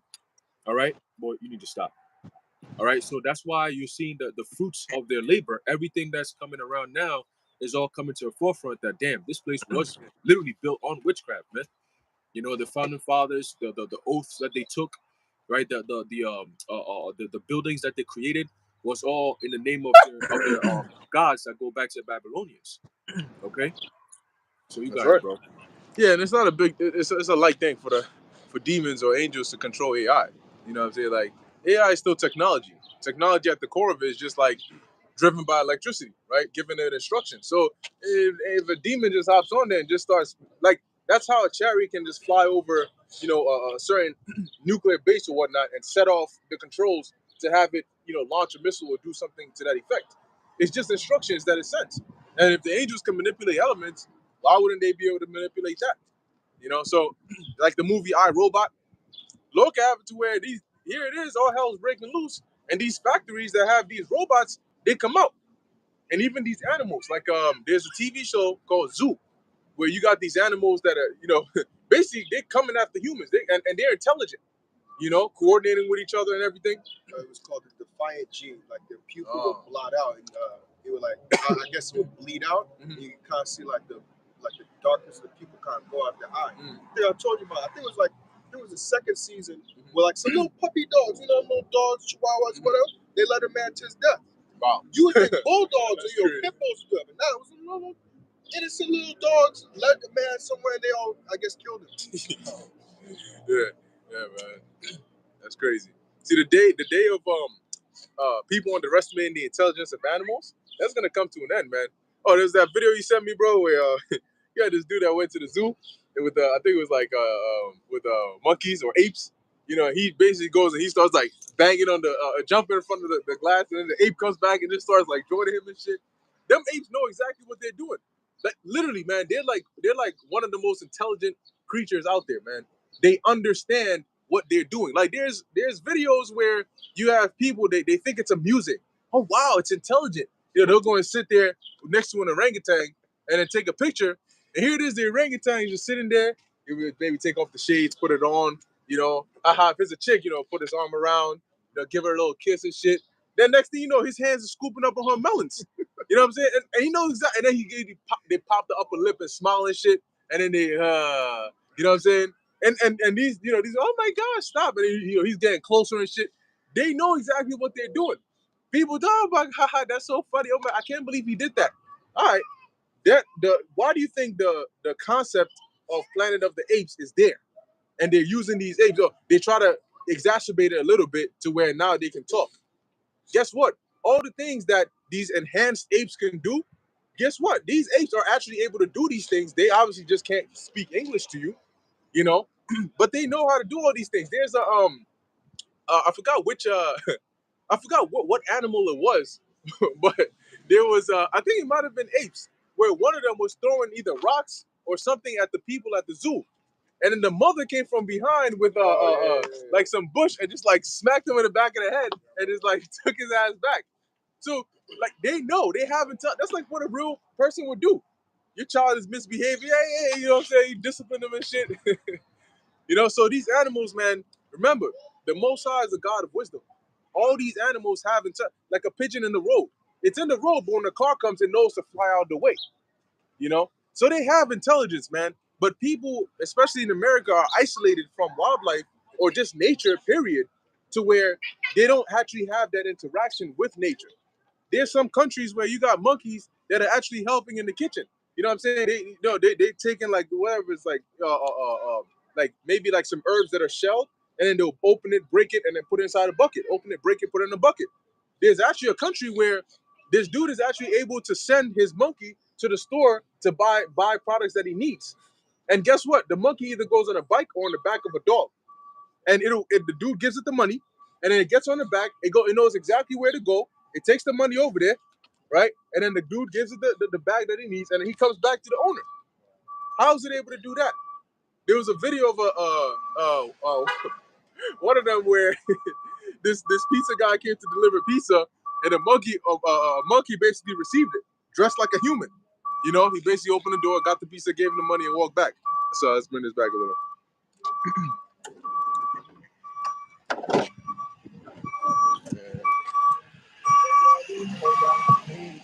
Yep. So it's going to show you, man. You know, it's all good. You know, nature is intelligent, and that's why the scriptures tell you watch the animals, and you can learn from them. You know, you can definitely learn. You know, you can learn a thing or two. Anyway, where we at? Yeah, Wisdom of Solomon. All right. This is one video I just want to mention real quick of this Moabite. He starts smacking. There's a bunch of bees, a swarm of bees, and he starts smacking them with a bottle. Smacking them. He probably killed a few of them. So then the next clip is him on the floor. bites, stings all over his face. There's somebody else next to him, some other dude that wasn't even, maybe the dude that was recording it. Mhm. So y'all gonna learn to respect Yahweh Hashem Yahushua and his creation, man. That's right.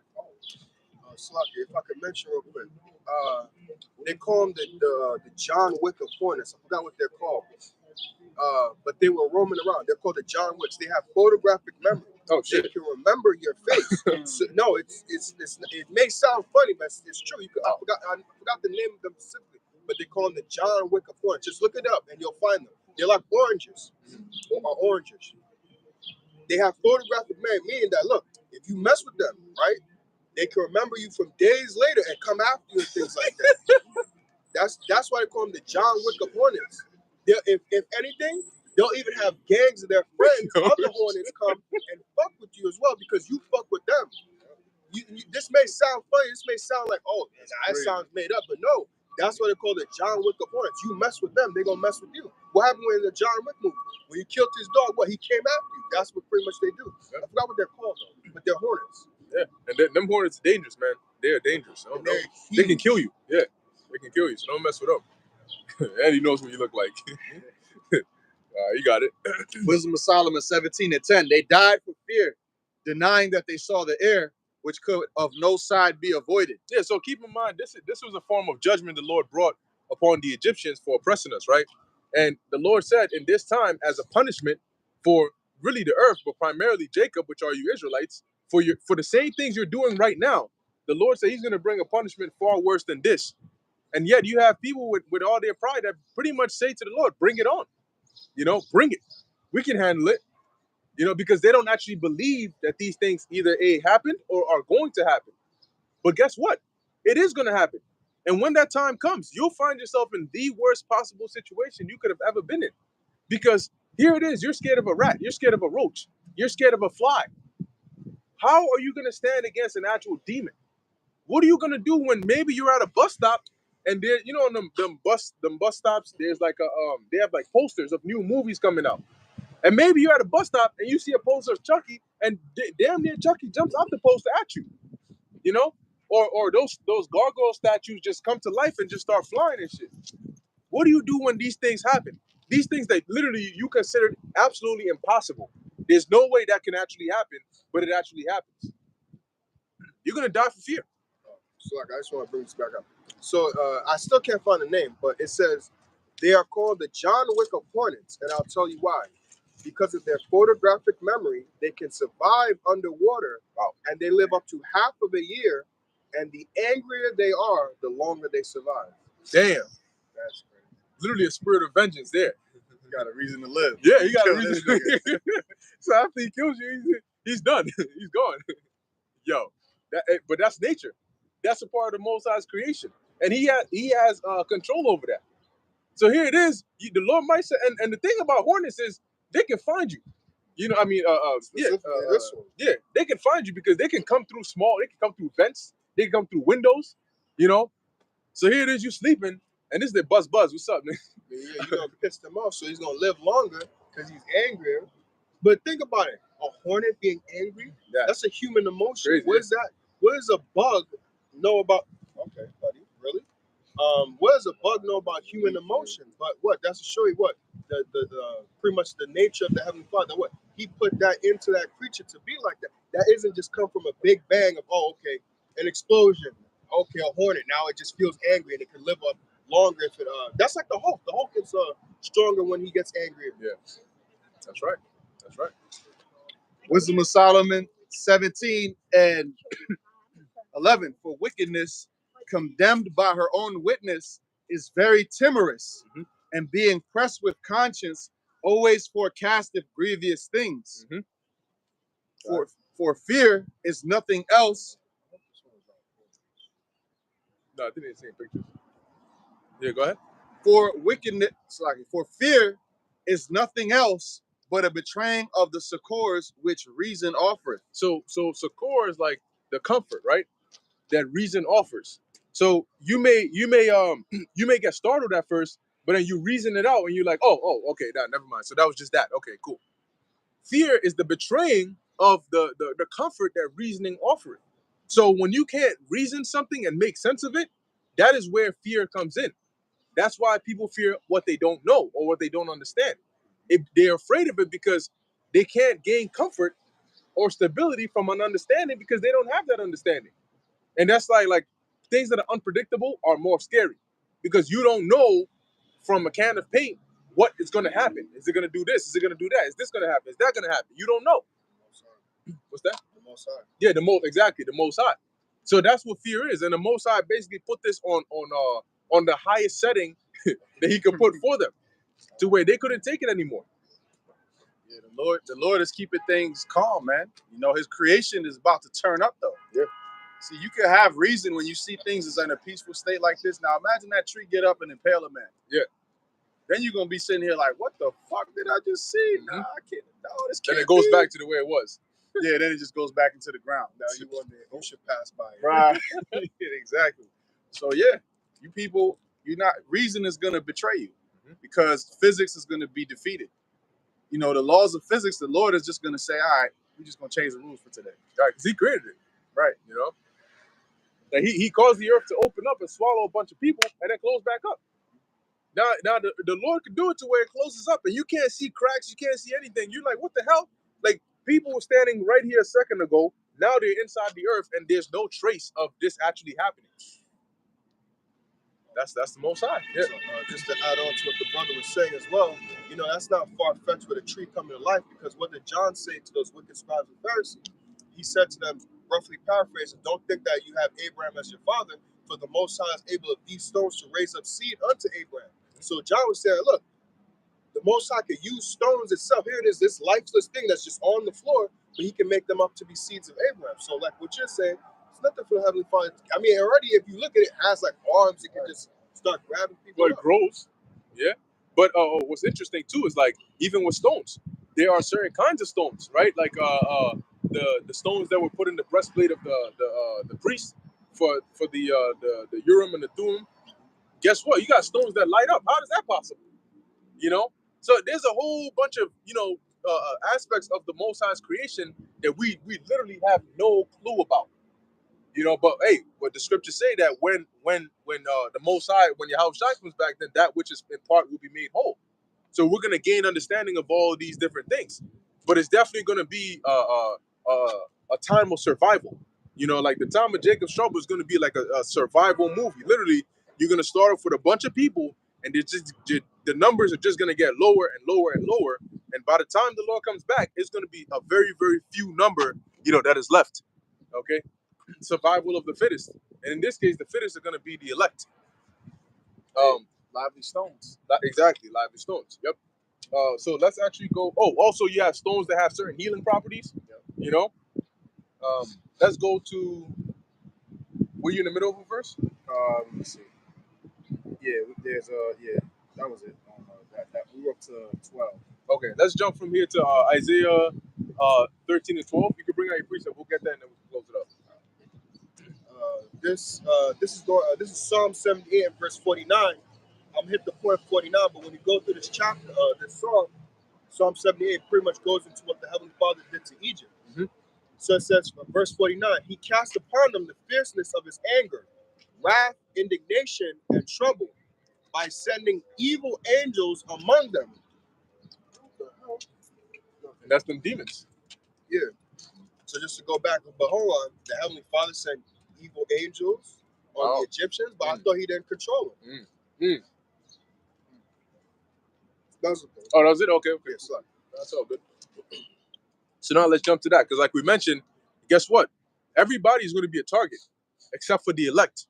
That's what's going to lead to them being precious. Because look, if you're in a location, all you hear is gunshots, the first thing people look for is cover. Either a car or try to run into a building or something like that. So at that point, these things become like the number one thing you're looking for. If there's a food shortage, the first thing you're looking for is food. When they had the baby formula shortage, that was the number one thing people were looking for. Now it went from being on just regular on your list to being one of your top priorities, right? Because all of a sudden it became scarce. So when all hell starts breaking loose, people are going to be looking for protection. They're going to be looking to be provided for. This is going to be men, women, and children. Okay, And that protection and provision is going to lie with the men of the Lord.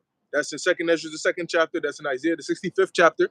Okay? And not only is it that the Lord is going to protect us in this way, but he is also going to bless us with the wisdom and knowledge, brakatah, to be able to make these decisions, okay, on knowing what to do and what not to do. Knowing, okay, we've come to a fork in the road. Do we take the path on the right? Do we take the path on the left?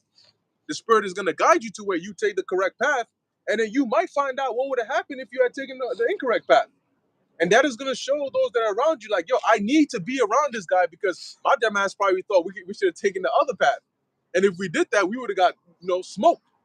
But for some way, somehow, he just knew that we should take this path.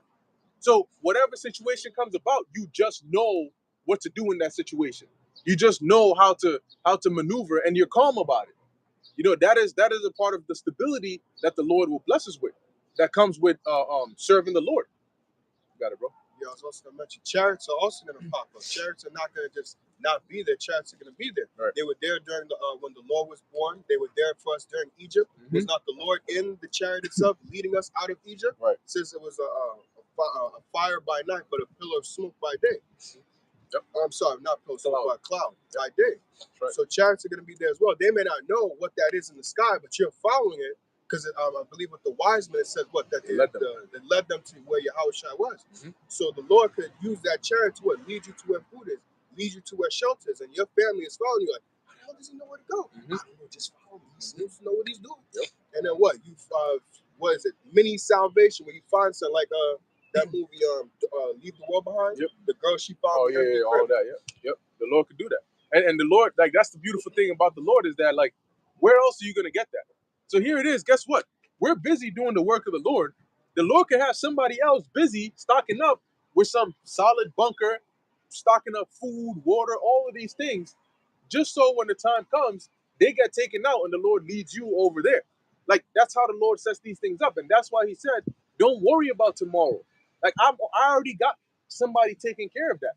And you have no idea what I got. Just worry about you doing this. I'll take care of the rest. I'm going to take care of the rest so you can focus on doing this. That's it. And that just makes our life much easier. If you can just live your life, just do what the Lord says, and he'll take care of the rest. If it's a job insecurity, if it's money, if it's protection, if it's you're in trouble, all of those things, just offload it to the Lord and focus on the one thing he wants you to do. Isaiah, right? Okay. Isaiah 13:12. I will make a man more precious than fine gold. Yeah, the Most High is gonna make a man more precious than fine gold. You think the Most High is gonna make a gangbanger or an extortioner or a wicked individual more precious than fine gold? To them demons, yeah, but he's gonna make a man who's been serving him more precious than fine gold. Go ahead. Even a man than the golden wedge of Ophir. And because of that, and those are gonna be men of the Lord. They're going to be the most valuable because they're going to know what to do, and they're going to have the Lord on their side. And that's going to be the most important and crucial thing in these times that we're coming into. So like I was also going to add to what you're saying, because we're going to know the times that we're in, because we're going to know, okay, listen, if Esau comes out with his sea camps, don't be going up in them sea camps. Right.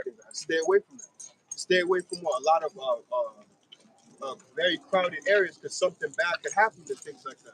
I guess the movie's coming out later this year. Lord's about to do a lesson on it, because there's some spiritual hints in that movie. A Quiet Place, I guess. Yeah. Where they you see, I don't know if you see the trailer, but the bridges went out, and I thought second this was 15, and it's in New York as well. So out of all places. Yep. So like the brother was saying, that in those times we're gonna know what to do. Right. You got something, Aaron? Yeah, I was gonna say, you notice how it said, yo, back up, man. You notice how it says, the Lord said he's gonna make a man more precious than fine gold, right? Now, the reason why, anything becomes precious, like you were saying earlier, is about its availability, right? When there's a shortage of something, all of a sudden that thing comes to the forefront of importance, right? Because now like, damn, I'm not gonna have it anymore. Right? It's kind of like when a family or somebody that passes away, all of a sudden their memories become heightened in your mind compared to if they were still alive, right? Because that access is gone. So that the Lord is making us so rare. Like being a man of the Lord nowadays is so rare because most men are feminine, right? Meaning they don't have faith.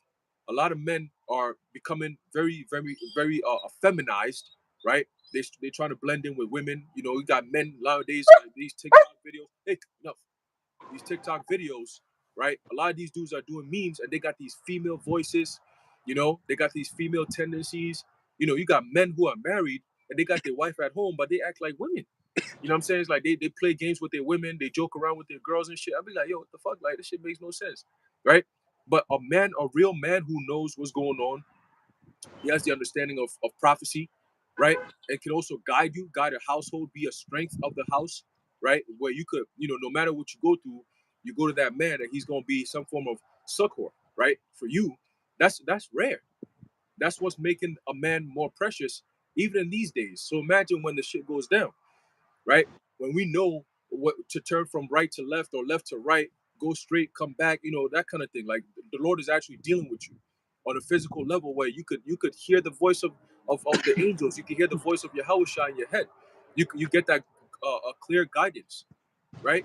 They know that angels are with you. Like, yo, this man is precious. They got chariots flying over him. You know what I'm saying? He could teleport. He can go here. He got spiritual power. Like all these different things gonna make us so precious. You know what I'm saying? Where we're gonna be invincible, man. Okay, in the name of Yahweh Bashem Yahweh Shai, we could do things that's gonna be unseen or unheard of before. Okay, and that's the power that the Lord is bringing to His men. So you couple all that. There's a reason why it tells you that we're gonna be the Lord's gonna give us fame in the land where we were put to shame. Okay, it tells you that I believe in Wisdom of Solomon, where it says that these are the men that we counted their lives for naught. Right? The Lord also says in Second Ezra that He's going. He says, "Then shall they be known who are my chosen." Okay, so it's going to be special perks, right? Isaiah 65 says that when we're going to eat, they're going to be hungry. We're going to be drinking. They're going to be thirsty, right? We're going to sing for joy of heart, right? And they're going to be sorrowing. See, all these different things we got to think about. Like, damn, like Lord, this is it. You know what I'm saying? That's what's going to make these people flock to us. Men going to want to be around us because they know, yo, this is where the protection is at. You know what I'm saying? This is where the wisdom is at. The Lord is really dealing with these men. You know what I'm saying? Damn, I thought I counted their lives for nothing. I used to think, oh, you niggas is wasting your time. Oh, you niggas is still out there, man. Every single week, get a life. Yeah, well, guess what? Now we got that life. And where you at? You're counted in the congregation of the dead. Now go deal with your problems. You know what I'm saying? Go twist and turn around the dead bones over there. Don't come over here where the life is at, like Squidward. You know, you can't have some of this shit. You can't. You know what I'm saying? The what's that shell? The conch shell, yeah. Yeah, the conch shell. It's gonna keep saying no to you, nigga. You're gonna ask the same questions, but we're gonna be getting answers, and you're gonna be left in the dark. You know, depart from me, for I never knew you. That's the spirit that the Lord is gonna be giving a lot of people, is a cold shoulder, and that shit hurts when you need help and somebody that you know got it and they don't help you. That shit hurts like a motherfucker. Oh yeah. You know, like damn, bro, bro, just open the door, bro. Nah, bro. You Damn. coming in here. You know, that's the spirit that we're gonna be in, and that's gonna make us even that much more precious, because now you can't have access to us. That's what's gonna burn the most, right? Amos 8:11. The fact that you can't have access to us is gonna burn the most, man. All right. So take it, get it while you still can, because very soon it could happen any day. Very soon, the Lord is going to take us off the streets, right? And then we're going to be the main attraction. Esau's after us, Jacob is after us, everybody's after us, right? For different reasons. But the Lord says, no, you can't have them. They're mine. Okay, those are mine elect. Nobody can have us except for the Lord, man. All right? So get it while you can, man. That's it. You got it, bros.